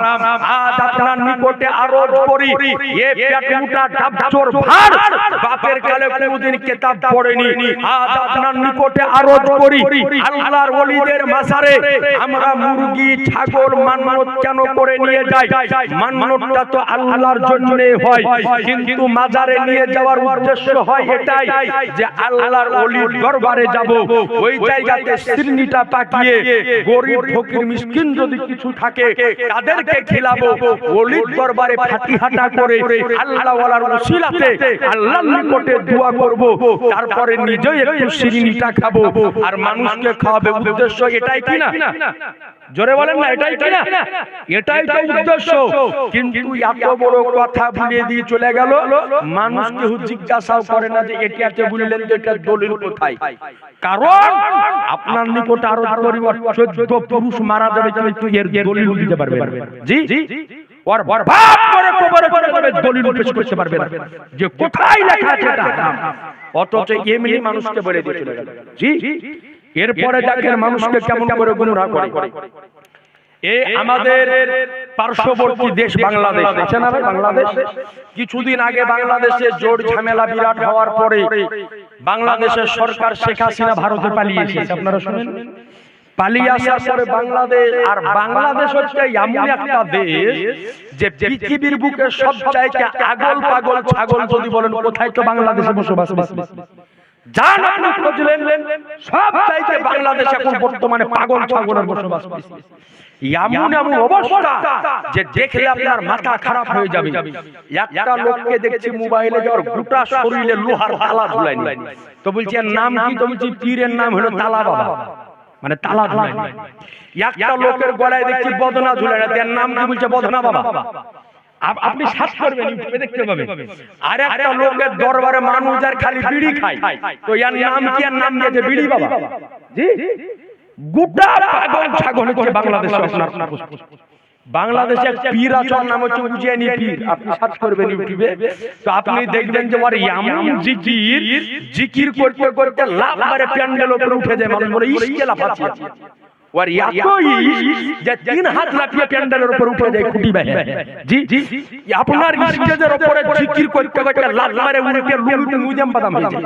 জি, ওর নাম দিয়েছে ইশকের জিকির। তো যত আগল পাগল ছাগল কোন দেশে, তো জান আপনি বাংলাদেশী। আর যত রকমের ফতোয়া ডেলিভারি হয় উল্টে পাল্টা, সব বাংলাদেশ থেকে। জি জি, সব পাগলের জন্ম হচ্ছে এখন বর্তমানে বাংলাদেশে। এই যে কিছুদিন আগে কুরবানি গেল, কুরবানির সময়তে বাংলাদেশের এক ওহাবি শাইখকে জিজ্ঞাসা করেছেন, নাম হচ্ছে আহমদুল্লাহ। জিজ্ঞাসা করেছে কুরবানির আগে যে গরু ছাগলের অন্ডকোষ খাওয়া যায় না না যায়? অন্ডকোষ ওটি আপনারা খান না, ফেলে দেন? জোরে বলেন না গো, ফেলে দেওয়া হয়। তো ও ফতোয়ার উত্তর দিয়েছে যে যদি আপনার রুচি আপনি ওইটাও খাইয়ে। আপনি চিন্তা করেছেন যে মানুষকে কোন জায়গায় নিয়ে যেতে, শালা ওগুলা সাতাল ধাঙ্গোলারও খাই না, খাই গো। আর মুসলমান মানুষ যদি প্রয়োজন পড়ে, যদি ইচ্ছা হয় ওটা ওটা। আপনি চিন্তা করেছেন যত রকমের উল্টা পাল্টা ফতোয়ার ডেলিভারি হয় সব বাংলাদেশ থেকে হয়। এরপরে বাংলাদেশে ওহাবিদের আরেকটা মৌলবি আছে, ওর নাম নিতে এত ভিন্ন লাগে, চেহারা যদি দেখেন তো মনে হয় যে কালো কুকুরের চেহারা পেশাব করে দিয়েছে। সুন্নি মানুষ যদি হয়, আমার সামনে যতজন বসে আছে আলেম হয় নাই, সবগুলো আপনারা সাধারণ মানুষ। তো দেখেন এই যে বাবা ভাইরা যাদের মুখে দাড়ি আছে বা যাদের মুখে দাড়ি নেই, একজন আলেম বসে আছে, তো ইনাদের চেহারার দিকে তাকান, মনে হচ্ছে চেহারাতে নূর চমকাচ্ছে। সুবহানাল্লাহ। এটা নেই ভাই, দাড়ি হারা বসে আছে, চকচকে কালো দাড়ি, মনে হচ্ছে চেহারাতে নূর চমকাচ্ছে। আর চেহারা দেখবেন তো মনে হয় যে ফেরাউনের মতো। ওর নাম হচ্ছে আব্দুর রাজ্জাক ইউসুফ। আরে মানুষ তো কথা বলে মাইকে, তো একটু ভাবনা চিন্তা করে কথা বলা দরকার। ওর কত বড় খাতারনাক ফতোয়া দেখে, বলছে যে কোন যদি বড় লোক কোটিপতি ব্যক্তি হয়, কোটিপতি ব্যক্তি বড় লোক ব্যক্তি যদি কোনোদিন ভুল করে ছোট মাছ যদি কিনে নেয়, তাহলে জাহান্নামে চলে যাবে। এই ফতোয়া জীবনে শুনিয়েছে? অনেক কোটিপতি মানুষ আছে না, যে বলছে কোটিপতি মানুষ যদি হয়, তো যদি ছোট মাছ কিনে তো জাহান্নামী। আর বলছে কোন রিকশাওয়ালা, ভ্যান চালা, ভিক্ষা করা ফকির যদি হয়, ও যদি বড় মাছ কিনে নেয় তো জাহান্নামে চলে যাবে। আপনি চিন্তা করেছেন? আরে মানুষ কথায় গেল যে বলে, একটু বোধ বিদ্যা করে তো কথা বলে। অনেকে আছে কোটিপতি মানুষ, সরকারি চাকরি করে, অনেকে হয়তো আপনার ডক্টর মাস্টার আছে, তো হয়তো স্ত্রীকে বলেছে যে শোনো গো, প্রতিদিন তো বড় বড় হাওড়া রুই কিনে আনছো, তো আজকে বাজার থেকে ছোট মাছ কিনে আনো না, ময়া মাছ কিনে আনো না। তো এই কথা যদি বলে, আর যদি ওই মাস্টারে ছোট মাছ যদি কিনে এলে, তাহলে বলে ওর জান্নাতে যাবে, জাহান্নামে চলে যাবে। এই ফতোয়া কোন মানুষ বেশি শুনে গো? এরপরে যদি কোনো গরিব যদি হয়, রিকশা চালাক, ভ্যান চালাক, আছে না আছে, তো যদি গরিব মানুষ হয়, স্ত্রী যদি বলে যে প্রতিদিন তো পুঁটি মাছ, ডাড়িকা মাছ, ছোট ছোট মাছ কিনে আনছো, তো আজকে বাজারে বিটি জামাই এসে বড় মাছ কিনে এনো না, বড় দেখে 2-3 কেজি ওজনের, তো বলছে যদি রিকশাওয়ালা মানুষ যদি বড় মাছ কিনে নিলে, তো ও আবার জাহান্নামে চলে যাবে। বলেন এই ফতোয়ার কোন আগাগোড়া আছে? হ্যাঁ, এখনো মোবাইলে মনে হয় আমার কাছে ফতোয়াটা আছে। তা আপনি চিন্তা করেন, মানুষ যে কথা বলে স্টেজের উপরে, তারপরও সামনে থেকে মানুষ বলছে ঠিক বাংলাদেশের উপর শুনবেন খালি হাত তুলে কোনো কথা। তো মানুষ যদি একটু কথা গেলা বলে তো একটু বোধবে হ্যাঁ করে কথা বলে যে কথাটা আসলে আমি বলছি তাহলে আপনি চিন্তা করেন। তো এই যে বাংলাদেশের সবচাইতে আগল পাগল ছাগলের উৎস হচ্ছে বাংলাদেশ। তো শেখ হাসিনা সরকার বাংলাদেশ থেকে যখন পালিয়ে এলো, আসার পরে সুন্নি জনতার উপরে একাধিক জায়গাতে হামলা হয়েছে। আপনারা দেখবেন ঈদে মিলাদুন নবীর র্যালিতে একাধিক জায়গাতে সুন্নি জনতা মানুষকে মেরে খতম করেছে ওয়াহাবিরা। এরপরে সবচাইতে বড় ঘটনা যে বাংলাদেশে ঘটেছে তার নাম হলো বাংলাদেশে একাধিক আল্লাহর ওলির মাজারকে ভেঙে দেওয়া হয়েছে। ভাঙা হয়েছে না হয়নি? ওলিদের মাজারকে ভেঙে দেওয়া হয়েছে। তো এই প্যাটার্নটা ডাবচরিয়াকে জিজ্ঞাসা করেছে যে বাংলাদেশে আল্লাহর ওলিদের যে মাজারকে ভেঙে দিচ্ছে, তো এই বিষয়ে আপনার কি মত, কোরআন হাদিস কি বলে? তো তখন বলছে যে যারা পীরের মাজার ভাঙছে ওরা সবাই শহীদের দরজা পাবে। নাউজুবিল্লাহ বলবেন না? আপনি চিন্তা করেন, ওকে জিজ্ঞাসা করেন তো যে পীরের মাজার ভাঙলে যদি শহীদের দরজা পাওয়া যায়, একটা দলিল দিয়ে প্রমাণ করে দিলে আমরা কেন বসতে হবে? কালকে দাতা বাবার মাজার আমরা ভাঙতে যাবো নাকি বলছেন? যদি কোরআন হাদিস থেকে প্রমাণ দেয় যে কোরআনের অমুক আয়াতে হাদিসের অমুক পৃষ্ঠাতে লেখা আছে যে যারা আল্লাহ ওয়ালাদের মাজারকে ভেঙে দিবে তারা শহীদের দরজা পাবে, তো আমরা কেন শহীদের দরজা নেব না? আমরা পীরের মাজার ভেঙে বেড়াবো? ওরা বাপের ক্ষমতা নাই দলিল দিতে। কারণ জেনে রাখবেন যে ভারতবর্ষের বুকে আল্লাহর ওলিদের অস্তিত্বকে বাদ দিয়ে দেওয়া যায়, তো এই ভারতবর্ষের বুকে ইসলামের অস্তিত্ব খুঁজে পাওয়া যাবে না। কেন? এই ভারতের বুকে ইসলামের প্রচার করতে কোন নবী আসেনি, রাসূল আসেনি। এরপরও ভারতে আজ কোটি কোটি মুসলমান কোথা থেকে আসলো? আজ আপনাকে বলি, আজ থেকে 800 বছর পূর্বে আমার বিশ্বনবী মহানবীর আজকে হুকুমে খোরাসান থেকে আমার খাজায়ে রাজা হিন্দুস্তান সুলতানুল হিন্দ মাইনুল হকুদ্দিন খাজা মাইনুদ্দিন চিশতি আজমিরি রহমাতুল্লাহ আলাইহি ভারতের বুকে এসে মানুষের ঘরে ঘরে ইসলামের বাতি জ্বেলে দিয়েছে মুসলমান। একটু জোরে বলবেন না? আর একটু আওয়াজ দিয়ে। আল্লাহ ওয়ালাদের বিপক্ষে বলে মানুষকে গুমরা বানিয়ে দিয়ে চলে যায়, আর মানুষ ওটিয়া কি বসে বসে শুনে, ওটিয়া কি বসে বসে শোনার পরে মানুষ বাড়ি চলে যায় বলে ওরাই ঠিক বলছে। অথচ এর পক্ষে একটাও কোনো দলিল নাই, বিনা দলিলে কথা বলে দিয়ে চলে যায়। আজি জানে মুহতারাম, আপনার নিকটে আরজ করব যে আজ আপনি বক্তব্য শুনবেন, কিন্তু ওই বক্তার বক্তব্য শুনিয়েন না যে বক্তার বক্তব্যে আপনার ঈমান চলে যায়। যেমন আপনাকে বলি, নবীকে শুধু ডাইরেক্ট গালি দিলেই গালি দেওয়া হয় না, কিছু কথা আছে ঘুরিয়ে বললে মানুষের ইজ্জত যায়। যেমন আপনাকে বলি, আপনাদের বর্ধনপাড়ায় প্রাইমারি স্কুল আছে না নাই? জোরে বলেন। আপনাদের হাই স্কুল কত দূরে? তাই করে না? আচ্ছা, একটু ভালো করে ভেবেচিন্তে উত্তর দিন। আপনাদের গ্রামের প্রাইমারি স্কুলের যে হেড টিচার, হেডমাস্টার যিনি আছেন, আমি যদি এখন স্টেজের উপর থেকে বলি যে বর্ধনপাড়া প্রাইমারি স্কুলের যে লোকটা হেডমাস্টার, ওই লোকটা হলো একটা নিরক্ষর ব্যক্তি, অক্ষর জ্ঞান নাই, কিছু জানে না, তো এতে উনার ইজ্জত কম হবে না বেশি হবে? জোরে বলেন। যদি কোনো একটা কলেজের প্রিন্সিপাল প্রফেসর সম্পর্কে আমি বলি যে অমুক কলেজের প্রিন্সিপাল বা প্রফেসর উনি হচ্ছেন একজন নিরক্ষর ব্যক্তি, উনার অক্ষর জ্ঞান নাই, এতে ওই প্রিন্সিপালের ইজ্জত কম হবে না বেশি হবে? জোরে বলতে হবে। কম হবে। আচ্ছা বলেন, আর এই কথাটা যদি আমার নবীকে বলা হয় তো নবীর ইজ্জত কম হবে না বেশি হবে? জোরে বলেন। আর যেই ব্যক্তি নবীর ইজ্জত কম করবে ওই ব্যক্তিকে আমরা মানতে পারি? জোরে বলেন। ওই ব্যক্তির বক্তব্য আমরা শুনবো। নবীকে নিরক্ষর কারা বলেছে, কে বলেছে শুনেন। ওর বাড়ি হলো বাংলাদেশ, গত 2 বছর ধরে মালয়েশিয়াতে পড়েছিল। অনেক ভক্ত আপনি এখানে থাকতে পারেন। ওর নাম হচ্ছে মিজানুর রহমান আজহারি। ওর চেহারা দেখবেন, চেহারা দেখে মানুষ পাগল হয়ে যায়, গলার আওয়াজ শুনে পাগল হয়ে যায়। চেহারা তার গলার আওয়াজে যদি পাগল হয়ে যেত, তা আপনাকে বলি আবু লাহাবের চেহারা কিন্তু কম ছিল না। আবু লাহাব মানে কি জানেন লাহাব কাকে বলা হয়? লাহাব অর্থাৎ ও আগুনের যে শিখা বের হয়, ও আগুনের যে শিখা বের হয় ওকে বলা হয় লাহাব। তো আবু লাহাবের চেহারা ছিল একেবারে ডগডগে পরিষ্কার, কিন্তু ঈমানের দিক দিয়ে ছিল অন্ধকার। কিন্তু নবীর আশিক, নবীর প্রেমিক হযরতে বেলাল ছিল দেখতে কালো কুৎসিত, নবীর প্রেমে অন্তর ছিল আলো এবং উজ্জ্বলিত। জোরে বলা যাবে না? এই মিজানুর রহমান আজহারি নবী সম্পর্কে বলেছেন যে আমাদের নবী ছিল নবিউল উম্মি, অর্থাৎ আমাদের নবী ছিল নিরক্ষর নবী।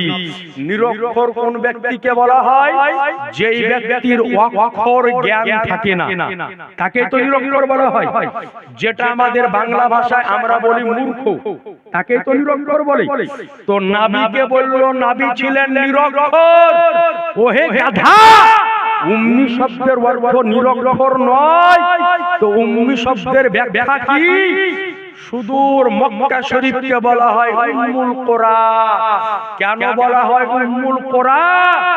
অর্থাৎ মক্কা শরীফ হলো সমস্ত শহরের বাদশা, এই জন্য মক্কাকে বলা হয় উম্মুল কোরা। আর আমার নবী হলেন সমস্ত শিক্ষার বাদশা, এই জন্য নবীকে বলা হয় নবিউল উম্মি মুসলমান। তাহলে বুঝলেন? কিন্তু আজই ব্যাখ্যা করলো নবী ছিলেন নিরক্ষর। ডাইরেক্ট বলছেন নবী আলিফ বা তা সা চিনতেন না, নবী ওয়াহিদ ইসনা সালাসাত নবী চিনতেন না, অর্থাৎ নবী কোনো আরবি জ্ঞান ছিল না, ওর হচ্ছে আরবি জ্ঞান বেশি। আপনি চিন্তা করেন, আপনার বাড়িতে একটা গ্র্যাজুয়েশন পাস ছেলে যদি থাকে, একটা মাস্টার যদি থাকে, তাকে নিরক্ষর বললে আপনার মাথা গরম হয়।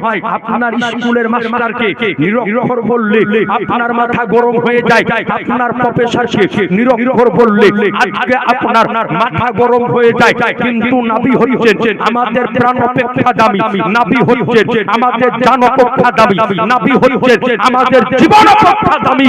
ওই নবীকে আজকে যেই ব্যক্তি নিরক্ষর বলে, অক্ষর জ্ঞান বলে, ওই কথা যেই ব্যক্তি বলে ওকে মানা যাবে মুসলমান? এই জোরে বলেন, ওই রকম লোকের বক্তব্য শোনা যাবে? জি না, ওই রকম লোকের বক্তব্য শোনা যাবে না। আরে নবীকে আমার আল্লাহ কতটা জ্ঞান দান করেছে একটু আপনার সামনে বলি। আল্লাহ রাব্বুল আলামিন, এটা আমরা সকলেই জানি যে আমার রাসূলুল্লাহ মক্কা ধাত্রীতে জন্ম হয়েছে, মদিনা ধাত্রীতে নবীর আমার ইন্তেকাল হয়েছে। নবী আমার 63 বছরের জিন্দেগিতে কোনোদিন কোন স্কুলে, কোন বিদ্যালয়ে, কোন শিক্ষালয়ে, কোন ইউনিভার্সিটিতে, কোন মহাবিদ্যালয়ে শিক্ষা করতে যায়নি, বরং নবী আমার কোন মাস্টারের নিকটে যায়নি। তার কারণ হলো একটাই, যে নবীকে আমার আল্লাহ কারো নিকটে শিক্ষা নেওয়ার জন্য পাঠায়নি, কারো নিকটে নিকট থেকে জ্ঞান নেওয়ার জন্য পাঠায়নি। কারণ হলো একটাই, যে আসমান ও জমিনে যাহা কিছু রয়েছে সমস্ত জ্ঞানান্বিত আল্লাহ নবীকে আমার দান করেছেন। নবী মুস্তাফাকে জমিন ও আসমানে যাহা কিছু রয়েছে সমস্ত কিছুর জ্ঞান আল্লাহ আমার নবীকে দান করেছে। জমিনের জ্ঞান নবীকে আল্লাহ দিয়েছে, আকাশের জ্ঞান নবীকে আল্লাহ দিয়েছে, জান্নাতের জ্ঞান নবীকে আমার আল্লাহ দিয়েছে, জাহান্নামের জ্ঞান নবীকে আমার আল্লাহ দিয়েছে, চন্দ্রের জ্ঞান নবীকে আমার আল্লাহ দিয়েছে, সূর্যের জ্ঞান নবীকে আমার আল্লাহ দিয়েছে, গ্রহের জ্ঞান নবীকে আমার আল্লাহ দিয়েছে, আরশ ও ফরশের জ্ঞান নবীকে আমার আল্লাহ দিয়েছে, মানব ও দানবের জ্ঞান নবীকে আমার আল্লাহ দিয়েছে, কুসুর ও কেশরের জ্ঞান নবীকে আমার আল্লাহ দিয়েছে, গ্রহ নক্ষত্রের জ্ঞান নবীকে আমার আল্লাহ দিয়েছে। কথায় 18,000 মাখলুকাতের সমস্ত রকম জ্ঞানে জ্ঞানান্বিত আল্লাহ পাক আমার নবীকে করেছেন মুসলমান। একটু জোরে হবে না? উঠান, কোরআন বলে ওয়া আল্লামাকা মা আনতা কুনতালাম, কোরআন বলে হাবিব তুমি যাহা কিছু জানতে না আমি আল্লাহ তোমাকে সব জানিয়ে দিলাম।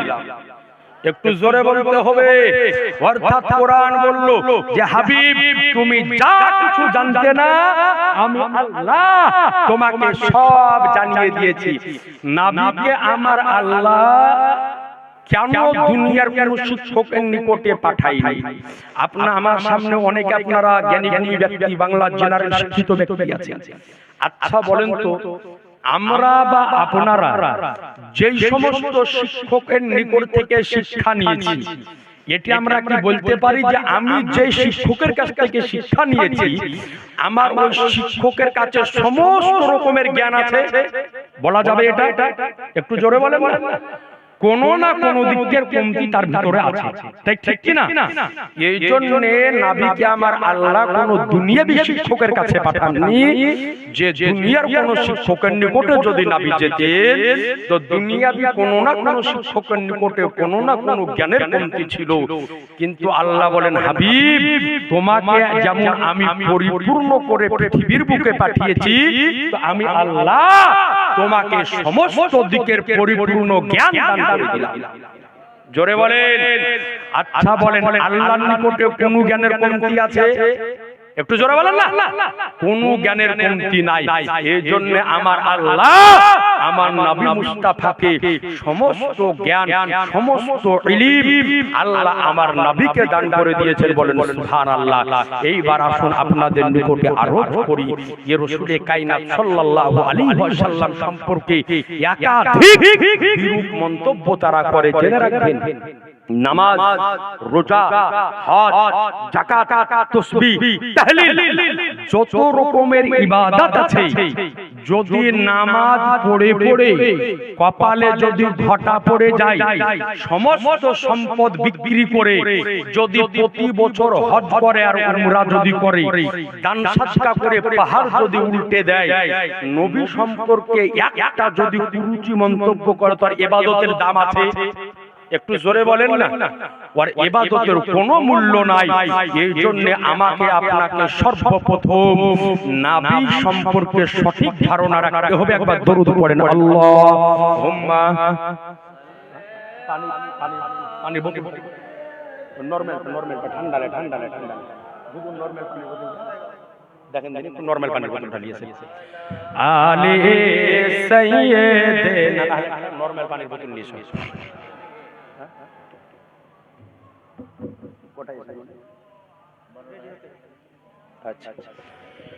সাল্লাল্লাহু আলা মুহাম্মদ হরদম ज़बान से निकालो, मुहम्मद हरदम ज़बान शफीआना मुहम्मद सल्लल्लाहु अलैहि वसल्लम। तो আজিজানে মুহতারাম বিরাদারান ইসলাম, আজ আপনার নিকটে আরজ করি যে তারা বিনা দলিলে আজকে অযথা কথা বলে দিয়ে চলে যায়, কিন্তু মানুষ ওটাকেই শ্রবণ করার পরে বলে যে এটাই সঠিক কথা। জি না, আপনার নিকটে আরজ করি আরেকটা জিনিস আপনাকে দেখাই। আমাদের এলাকায় আমাদের আহলে সুন্নাত ওয়াল জামাতের মধ্যে মানুষ যখন মরে, তো আমরা মানুষ মাটি দিতে যাই কি যাই না? মুর্দা মাটি দিতে যাই। তো মাটি দেওয়ার সময় আমরা একটা দোয়া পড়ি, মিনহা খালাকনাকুম ওয়া ফিহা নুঈদুকুম ওয়া মিনহা নুখরিজুকুম তারাতান উখরা। পড়ি না? এটা হচ্ছে কোরআন শরীফের সূরা তাহার মনে হয় 55 নম্বর আয়াত। এটা আমরা সকলেই পড়ি দোয়া হিসাবে মাটি দেওয়ার সময়। আচ্ছা রাখো, এরপর আমরা দুয়াটা করে মাটি দিই। প্রথমে মিনহা খালাকনাকুম পড়ে এক মুষ্টি দিই, ওয়া মিনহা নুখরিজুকুম পড়ে এক মুষ্টি দিই, তারপরে ওয়া মিনহা খালাকনাকুম পড়ে এক মুষ্টি, ওয়া ফিহা নুঈদুকুম বলে এক মুষ্টি, তারপরে শেষের দুটো অংশ পড়ে আরেক মুষ্টি দিয়ে মাটি দাও আমরা কমপ্লিট করি। এই একটা দত্তপুকুর, উত্তর 24 পরগনার একটা দত্তপুকুর বলে একটা জায়গা আছে, ওইখানটা মাওলানা আছে, আপনাদের আশপাশে হতে এসেছেন, নাম হচ্ছে মাওলানা মুমতাজুল, নাম আপনারা শুনেছেন। তো ওকে যদি জিজ্ঞাসা করা হয় কোনো প্রশ্ন, যদি তোমার না জানা জানাতে বলবে জানি না। একটা মানুষের যে সব জানা আছে এটা কিন্তু নয়। আমি যে বক্তব্য দিচ্ছি আমি কি সব জানি এটা কিন্তু নয়, অনেক বিষয় আছে আমি জানি না। তো যদি তোমার না জানা থাকে তো বলতে হয় যে ভাই এটা আমি জানি না। তো বলেছে যে এই দোয়াটা পড়া কি? তো বলছে এটা পড়া হচ্ছে যাবে না বেদাত। তো বলে কেন এটা পড়া যাবে না বেদাত? তো কেন? এর কোনো উত্তর নাই। কোন হাদিসে আছে, কোন জায়গাতে আছে, নবী কি পড়তে বারণ করেছে বা নবী বাধা দিয়েছে, এই বিষয়ে কোনো দলিল কিছু নাই, ডাইরেক্ট বলে দিল বেদাত। আসলে এরা হচ্ছে আধলা কানার দল।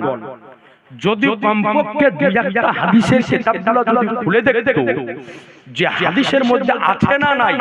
আচ্ছা বলেন তো ভাই, নবীর জামানায় মানুষ ইন্তেকাল করেছেন না করেননি? জোরে বলেন। নবী আমার তাদেরকে দাফন করেছেন না করেননি? তো এবার দেখুন যে নবী আমার দাফনের সময় এই দোয়া পড়েছেন না পড়েননি? হাদিসটি বর্ণিত হয়েছে মুসনাদে আহমদ বিন হাম্বলের মধ্যে, এবং এছাড়াও একাধিক হাদিসের মধ্যে এই হাদিসটি বর্ণিত হয়েছে।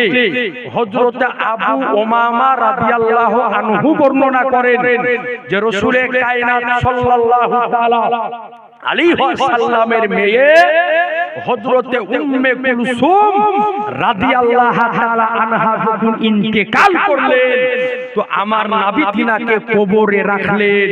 রাখার পরে আমার নবী মুস্তাফা যখন তিনাকে মাটি দিতেছেন, তো হাদিসের মধ্যে এসেছে নবী আমার প্রথম মুষ্টি মাটি নিয়ে পড়লেন মিনহা খালাকনাকুম, তার পরের মুষ্টিতে পড়লেন ওয়া ফিহা নুইদুকুম, এর পরের মুষ্টিতে নবী আমার বাকি মুষ্টিটুকু পড়ার পরে তিন মুষ্টি মাটি দিয়ে নবী আমার মাটি দেওয়া কমপ্লিট করলেন। তাহলে হাদিস থেকে স্পষ্ট বোঝা যায় যে মুর্দাকে মাটি দেওয়ার সময় মিনহা খালাকনাকুম ওয়া ফিহা নুইদুকুম ওয়া মিনহা নুখরিজুকুম তারাতান উখরা, এটা পড়া বেদাত নয়, শিরক নয়, হারাম নয়, নাজায়েজ নয়, বরং এটা পড়া আমার মান হিসেবে কাছা সেটা কেমন বাকা বেচারুকে চারা বেশারুকে সাহারা ইয়াতিবুকে ওলি হাম করিবকে হামি, আমার বিশ্ব নবী উম্মত মুসলমান। একটু জোরে সুবহানাল্লাহ হবে না? আর একটু আওয়াজ দিয়ে আজিজানে মুহতারাম ব্রাদারান ইসলাম, একটা কথা সব জায়গাতে বলি যে এটা আমাদের মধ্যে একটা বিশাল বড় কমজোরি, যে জালসার স্টেজে যখন যায় তখন যদি সুবহানাল্লাহ বলতে বলা হয় তো গলা দিয়ে আওয়াজ বের হয় না, তাই না? গলা দিয়ে আওয়াজ বের হয় না। কিন্তু রাজনৈতিক মিছিলে যখন যায়, আপনি যে মিছিলে যান তো তখন দেখা যায় যে মিছিলে যাওয়ার পরে বাপ আর বেটা 28 করে কুদ্দাই হয় না? কুদ্দাই না? কুদ্দাই না? এত জোরে পার্টির স্লোগান দেয় মানে আকাশ ফাটিয়ে ফেলে দিবে। আচ্ছা ভালো করে বলেন তো, যে রাজনৈতিক দলে আপনি যান, কোন রাজনৈতিক দলের মিছিলে যাওয়ার পরে সেই দলের স্লোগান যদি দেন তো আপনার কোন নেকি হবে? জোরে বলেন না। কোন নেকি হবে না, কিন্তু কি হবে? 2 বস্তা চাল ফ্রিতে পেয়ে নেবেন, দুখান তিরপল পাবেন ফ্রিতে, হয়তো একটা বাড়ি পাবেন ফ্রিতে, বা হয়তো বাড়ি হলে একটু শিক্ষিত হলে একটা আইসিডিএস চাকরি পেয়ে নেবেন, কিন্তু কোন নেকি হবে না। কিন্তু একবার সুবহানাল্লাহ যদি বলেন, ইমাম গাজালি রাহমাতুল্লাহ আলাইহি তিনার লেখা কিতাব ইহইয়াউল উলুম 4 খণ্ডে বিভক্ত, তার প্রথম খণ্ডের মধ্যে বলেন যে নবী আমার বলেছেন কোন ব্যক্তি যদি একবার সুবহানাল্লাহ বলে তো আল্লাহ নিজ দায়িত্বে তার জন্য জান্নাতে একটা খেজুরের গাছ লাগিয়ে দেয়। জোরে বলবেন না? আরেকটু আওয়াজ দিয়ে, তাইলে আপনি সুবহানাল্লাহ বলবেন না, আল্লাহ নিজ দায়িত্বে আপনার জন্য খেজুরের গাছ লাগাবে। তো সুবহানাল্লাহ, আলহামদুলিল্লাহ, আল্লাহু আকবার, এগুলা যত বলবেন তত নেকি হবে। তো জোরে বলেন তো সুবহানাল্লাহ। একবার জোরে বলেন তো আল্লাহু আকবার, আরেকটু জোরে বলেন তো আল্লাহু আকবার। আল্লাহু আকবার শব্দের কত বড় পাওয়ার ক্ষমতা জানেন? সাহাবী রাসূলগণ যখন যুদ্ধের ময়দানে অবতরণ করতেন, তো যত যুদ্ধ হয়েছে সব যুদ্ধে সাহাবী কম ছিল, কাফের বেশি ছিল। তো যুদ্ধের ময়দানে যখন নামতেন তো এত জোরে নারায়ে তাকবীরের ধ্বনি দিতেন যে নারায়ে তাকবীরের ধ্বনি শুনে কাফেরদের ভিতরে কাঁপুনি আরম্ভ হয়ে যেত। জোরে বলবেন না? এরপর আমাদের পার্শ্ববর্তী দেশ বাংলাদেশ, এই বাংলাদেশে একটা জেলা আছে, নাম হচ্ছে সিলেট। নাম শুনেছেন? ওই সিলেটে একটা জায়গা আছে, একটা মাজার আছে, হুজুর শাহজালাল ইয়ামানী রাহমাতুল্লাহ আলাইহির মাজার। আমি 2022-এ গিয়েছিলাম, জিয়ারত করে এসেছি। তো আপনার হুজুর এই শাহজালাল ইয়ামানী রাহমাতুল্লাহ আলাইহি যখন বাংলাদেশের বুকে নিজের কদম রেখেছিলেন 360 জন আউলিয়া কিরামকে নিয়ে, ওই সময় তো ওই জায়গায় রাজা গৌড় গোবিন্দের রাজত্ব চলতেছিল। তো হুজুর শাহজালাল ইয়ামানী রাহমাতুল্লাহ আলাইহি এত জোরে নারায়ে তাকবীর আল্লাহু আকবারের ধ্বনি দিয়েছিলেন যে ওই ধ্বনিকে শোনার পরে রাজা গৌড় গোবিন্দর ভিতরে কম্পন আরম্ভ হয়ে গিয়েছিল। জোরে বলবেন না? এই জন্য জোরে করে আল্লাহু আকবার বলবেন, সুবহানাল্লাহ বলবেন, এতে শরীরও গরম হবে, আশপাশে যদি আজাজিল শয়তান যদি থাকে তো পালিয়ে যাবে। আর মাঝে মাঝে সুবহানাল্লাহ আলহামদুলিল্লাহ বলবেন, ফেরেশতারা আপনার নেকি লিখতে থাকবে। জোরে বলেন সুবহানাল্লাহ। তো আজি যারা মুহতারাম, তো বোঝা গেল যে এই দোয়া যে আমরা পড়ি, এই দোয়া পড়া না যায় তো হারাম নয়, এটা আমার নবী পড়েছেন। এইবার তারা কিতাবে লেখে আর ইহুদিদের দালালি করার কারণে মানুষকে বুঝায়। এরপর আমরা মুর্দাকে মাটি দিই, মাটি দেওয়ার পরে আপনারা মাটি দেওয়ার পরে পরে লাইন দিয়ে পালিয়ে আসেন না, শেষে দোয়া করে আসেন। জোরে বলেন। কিন্তু আহেরে বাহিরে অনেক জায়গায় মাটি দিতে যে দেখবেন যে বিশেষ করে ওহাবী সম্প্রদায় যারা মাটি দেওয়া হলো পেছনে হাত মুছতে মুছতে বাড়ি লাইন দিয়ে যায় না, যায় না? জোরে বলেন। ওরা বলে যে মাটি দেওয়া হয়ে গেল আর আর কিছু নাই, এখন লাইন ধরে বাড়ি পেরিয়ে যাবে। বলে আর কিছু করতে না, মাটি দেওয়া হলো আর কি করবে, আর কি দরকার করার, কোনো প্রয়োজন নাই কিছু করার। অথচ তাদেরই পরিচালিত অ্যাপ, আপনি মোবাইলে একটা অ্যাপ সার্চ করেন, যে অ্যাপের দলিল তারা সবচাইতে বেশি পেশ করে। আল হাদিস বলে একটা অ্যাপ আছে, অ্যাপটা মোবাইলে আপনার ওহাবীরা কি করে এটাকে আপনার কন্ট্রোল করে, এই অ্যাপটাকে। আর একটু আগে হযরত বলতেছিলেন না, যার মোবাইল পড়ে মুক্তি হয়ে গেছে, মানে আরবিও জানে না, উর্দুও জানে না, উসুলও বুঝে না, কায়দাও বুঝে না, ওই মোবাইলে বাংলা পড়ার পর ওই মুহাদ্দিস সেজেছে। ওয়াজ মুহাদ্দিস সাজাতে, যদি বাংলা পড়ে মুহাদ্দিস যদি সাজা যেত, তো ওই রকম বাংলা পড়া মুফতি মুহাদ্দিস যদি আপনাদের গ্রামের আশপাশে যদি দুই একটা থাকে, তো কেউ যদি কারো স্ত্রীকে তালাক দিয়ে দেয়, তো ওর কাছে নিয়ে যাবে, নিয়ে যাওয়ার পরে বলবে যে তালাকের ফয়সালাটা করে দিতে, তোর বাপের ক্ষমতা কত ঘিনি গেছে দেখি। তখন বলবে ইটি আমি জানি, চলে যাও অন্য মুফতির কাছে। কেন হবে? তখন মুফতি কি হবে? তুই তো মুফতি সেজেছিস, করে দে ফয়সালা, ওর বাপের ক্ষমতা নাই ফয়সালা করতে। অথচ বাংলা আজকে ইয়া পড়ার পরে ও আজকে সাজেছে যে আমি বিশাল বড় মুফতি। তো এই মোবাইলে তাদের আজকে অ্যাপ পাওয়া যায়, ওর নাম হচ্ছে আল হাদিস। যদি মোবাইলের নেট থাকে বাড়িতে গিয়ে সার্চ করে মিলিয়ে নেবেন যে কত বড় তারা বেঈমান আর হাদিস চোর, আপনাকে প্রমাণ দিয়ে দিই। তারা বলে যে মানুষ মরার পর আর কিছু করতে হয় না, কিছু করার দরকার নাই, মাটি দেওয়া হলে বাড়ি চলে যাও। কিন্তু দেখেন তাদেরই তৈরিকৃত অ্যাপ, এই অ্যাপসের মাধ্যম দিয়ে মানুষকে তারা কি করে বোকা বানায়, মানুষকে তারা কিভাবে আজকে গুমরার মধ্যে ফেলে। তাদের তৈরিকৃত অ্যাপ, এই অ্যাপসের হাদিস আবু দাউদ শরীফ এই অ্যাপসের মধ্যে পাবেন। কিতাবুল জানাইজ অধ্যায়, এই জায়গাতে হাদিস নাম্বার 3221 পান্দরে লিখে দেখে সহিহ হাদিস কি লিখেছে, লেখা আছে সহিহ হাদিস, পান্দরে লিখে দিয়েছে দেখেন সহিহ হাদিস, ওদেরই তৈরিকৃত হাদিস। ওই কি বলছে দেখেন, সহিহ হাদিস কিন্তু আমল করে না, হাত মুছতে মুছতে পালিয়ে যায়। যে মুর্দা মাটি দেওয়ার পর আমরা দোয়া করে আসি, ওরা বলে যে এটা বেদাত। অথচ তাদেরই হাদিস দেখেন, হাদিসটি বর্ণনা করেছেন হযরত ওসমান রাদিয়াল্লাহু তাআলা আনহু, নবী জামাতা হযরত ওসমান রাদিয়াল্লাহু আনহু বর্ণনা করেন, ওয়া আন উসমান ইবনে আফফান قال كان النبي صلى الله عليه وسلم اذا فرغ من دفن الميت وقف عليه ফাকালা ইস্তাগফিরু লিআখিকুম। একবার সুবহানাল্লাহ বলেন, জোরে বলেন সুবহানাল্লাহ। হযরত ওসমান গনি রাদিয়াল্লাহু আনহু নবীর কাছের সাহাবী না দূরে, জোরে বলেন। নবী যে 10 জন সাহাবীকে এক জায়গাতে জান্নাতের ঘোষণা দিয়েছিলেন, সার্টিফিকেট দিয়েছিলেন, যাদেরকে হাদিসের ভাষায় আশারায়ে মুবাশশারা বলা হয়, এই 10 জনের মধ্যে একজন ছিলেন হযরত ওসমানে গানী রাদিয়াল্লাহু তাআলা। জোরে বলেন না। এই ওসমানে গানী রাদিয়াল্লাহু আনহু বর্ণনা করেন যে নবী আমার বলেছে কি, যে নবী আমার বলেন ইজা ফারাগা মিন দাফনিল মাইয়িতে, অর্থাৎ নবী আমার যখন কি করতেন, মৃত্যুকে দাফনের কাজ নবী আমার শেষ করতেন, দাফন করার কাজ নবী আমার শেষ করতেন। এরপরে নবী কি বলতেন, মিন দাফনের, তারপর ওয়াকাফা আলাইহি, তারপর নবী আমার দাঁড়াতেন। ওহে কাঠমোল্লা দল, নবী মাটি দিয়ে বাড়ি পালিয়ে যেতেন না, ওয়াকাফা আলাইহি, নবী আমার ওই জায়গাতে কি করতেন? দাঁড়াতেন, ওয়াক করতেন, নবী দাঁড়াতেন। দাঁড়ানোর পরে নবী আমার বলতেন ফাকাল, নবী বলতেন কি? ইস্তাগফিরু লি আখিকুম, অর্থাৎ তোমার যে ভাইকে এখন দাফন করলে ওই ভাইয়ের জন্য তোমরা এখানে ক্ষমা প্রার্থনা করো। জোরে বলা যাবে না।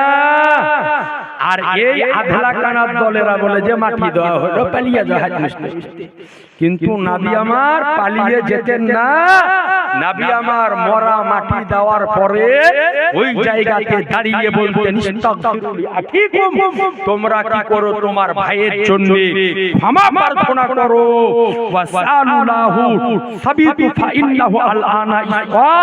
এই কারণে যে এখন তাকে জিজ্ঞাসাবাদ করা হবে, এখন তাকে প্রশ্ন করা হবে, সে যেন সে কথার উপরে প্রতিষ্ঠিত থাকতে পারে, তার জন্য ওই জায়গাতে দাঁড়িয়ে তোমার ভাইয়ের জন্য তোমরা ক্ষমা প্রার্থনা করো। তাহলে বোঝা গেল যে মাইয়াতকে দাফন করার পরে, মাটি দেওয়ার পরে আজকে দাঁড়িয়ে দোয়া করা, প্রার্থনা করা, ক্ষমা প্রার্থনা করা, এটা নাজায়েজ ও হারাম নয়, বরং এটা হলো স্বয়ং আমার নবীর সুন্নাত। সুবহানাল্লাহ বলে, জোরে বলেন সুবহানাল্লাহ, আর একটু জোরে। তাহলে এবার বলেন, হাদিস থেকে পাওয়া গেল যে নবী মাটি দেওয়ার পরে ওখানে দাঁড়াতেন এবং দোয়া করার হুকুম দিতেন। তাহলে এখন নবীর কথা মানবো না এই মোল্লার কথা মানবো? জোরে বলেন, নবীর কথা মানবো। তো আজকে এই রাসূলে কায়নাত সাল্লাল্লাহু তাআলা আলাইহি ওয়াসাল্লামকে নিয়ে তারা একাধিক বিরূপ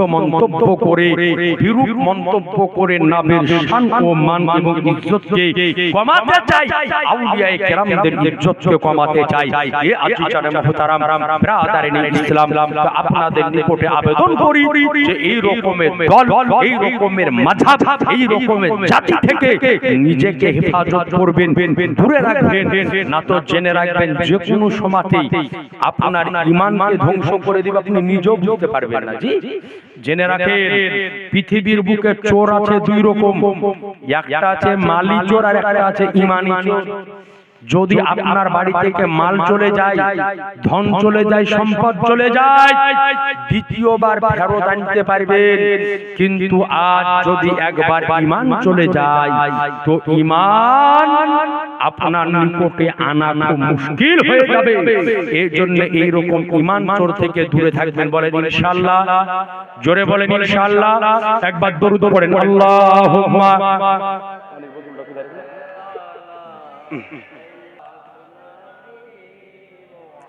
সাল্লাল্লাহু তাআলা আলাইহি সাল্লাম। আজিজানা মুহতারাম, তবে শেষ মুহূর্তের সময় আমার আর বেশি না, হয়তো হযরত চলে এসেছেন, বেশি সময় নাই, খুব স্বল্প সময়ের মধ্যে আমি বক্তব্য শেষ করব।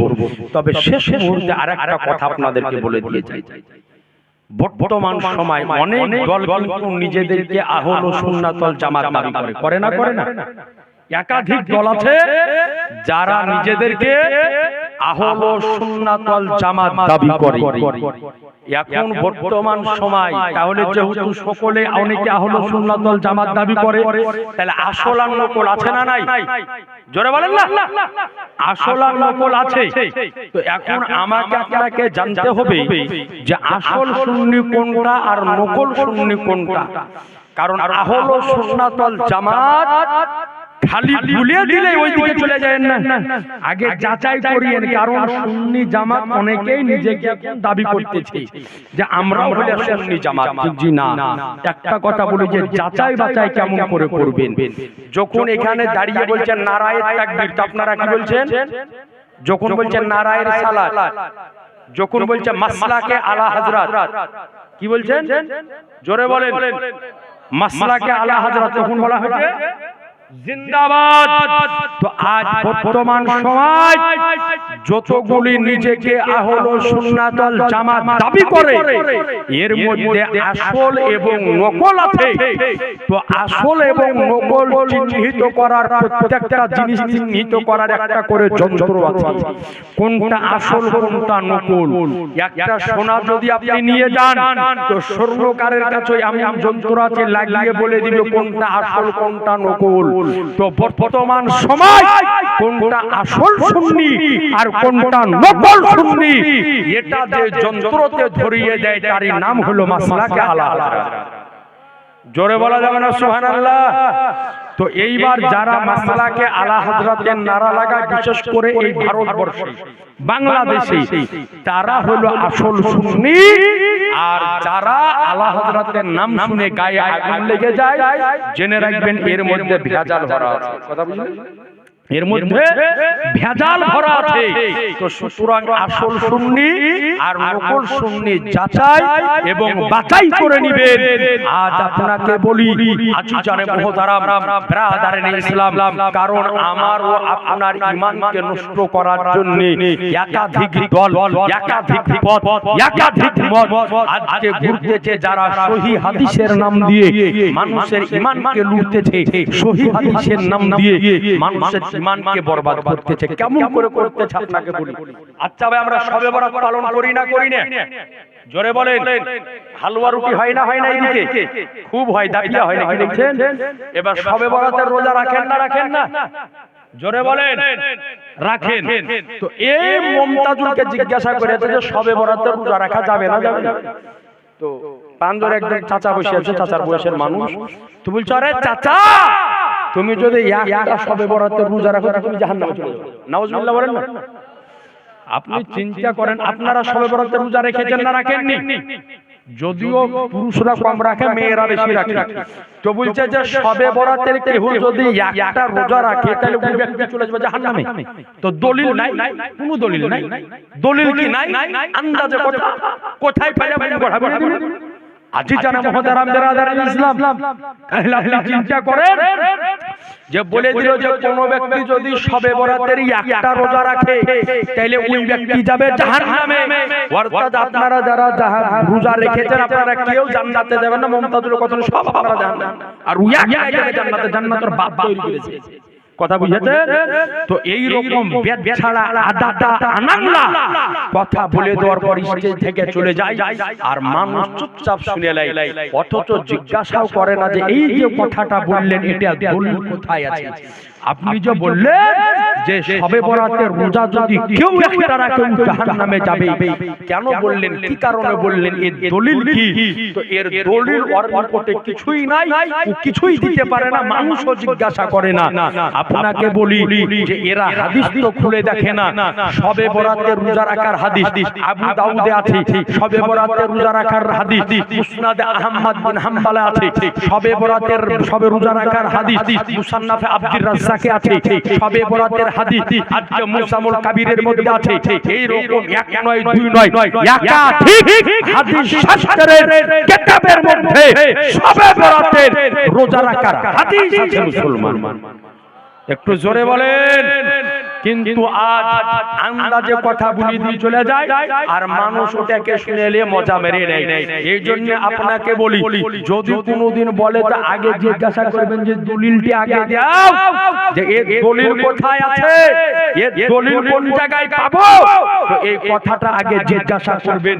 আজিজানে মুহতারাম ব্রাদারানে ইসলাম, এইবার আসুন আরেকটা কথা আপনাকে বলে দিই। আমাদের উপরে যতগুলি তারা আজকে মিথ্যা ইলজাম লাগায়, অনেকগুলা লাগায়, যেগুলো আমরা করি না তাও লাগায়। এই যে শবে বরাতে আমরা হালুয়া রুটি করি, খাই, শুধু শবে বরাতে খাই না, অন্যান্য মাসেও খাই। খান না হালুয়া? অন্যান্য মাসেও হয়, শুধু শবে বরাতে আমরা খাই না। তো আমরা নাকি বলি যে উহুদের যুদ্ধে নবীজির সব দাঁত ভেঙে গেছিল, তাই উনি শবে ওই হালুয়া খেয়াত হলো, ওই জন্য আমরা নাকি এটা দাহা মিথ্যা কথা। কোন আলেম এই কথা বলে না, কোন হাদিসে এই কথা লেখা নাই যে উহুদের যুদ্ধে নবীর সব দাঁত ভেঙেছে। আর কোন সুন্নি আলেম এই কথা বলে না। এটা এমনি মিথ্যা আমাদের উপরে ইলজাম লাগিয়ে দিয়ে চলে যায়, আন্দাজে কথা বলে দিয়ে চলে যায় যে আমরা নাকি এই কথা বলি যে নবীজি সব দাঁত ভেঙে গিয়েছিল, এই জন্য আমরা এই হালুয়া রুটি খাই। আমরা নাকি এই কারণে আজকে এই হালুয়া রুটি আমরা নাকি খাইছি না, এই হালুয়া রুটি এই কারণে আমরা খাই না, বরং আপনার নিকটে আরোপ করি যে সহিহ বুখারীর দ্বিতীয় খণ্ডের মধ্যে হাদিস এসেছে, আম্মা জান আয়েশা সিদ্দিকা রাদিয়াল্লাহু আনহা বলেন যে আন আয়েশা قالت قالت كان رسول الله صلى الله عليه وسلم يحب الحلوى والعسل আম্মা জান আয়েশা সিদ্দিকা রাদিয়াল্লাহু আনহা তিনি বলেন যে আমার নবী মুস্তাফা হালুয়া এবং মধু খেতে ভালোবাসতেন তাই নবীর ভালোবাসাকৃত পছন্দনীয় খাবারকে আমরা সুন্নি মাযহাবের মানুষ খেয়ে থাকি জোরে বলেন আরেকটু জোরে বলেন তাহলে বলেন মুসলমান এগুলা মিথ্যা ইলজাম আমাদের উপরে লাগিয়ে দেয় হালুয়ার উপর শুধু সবে বড়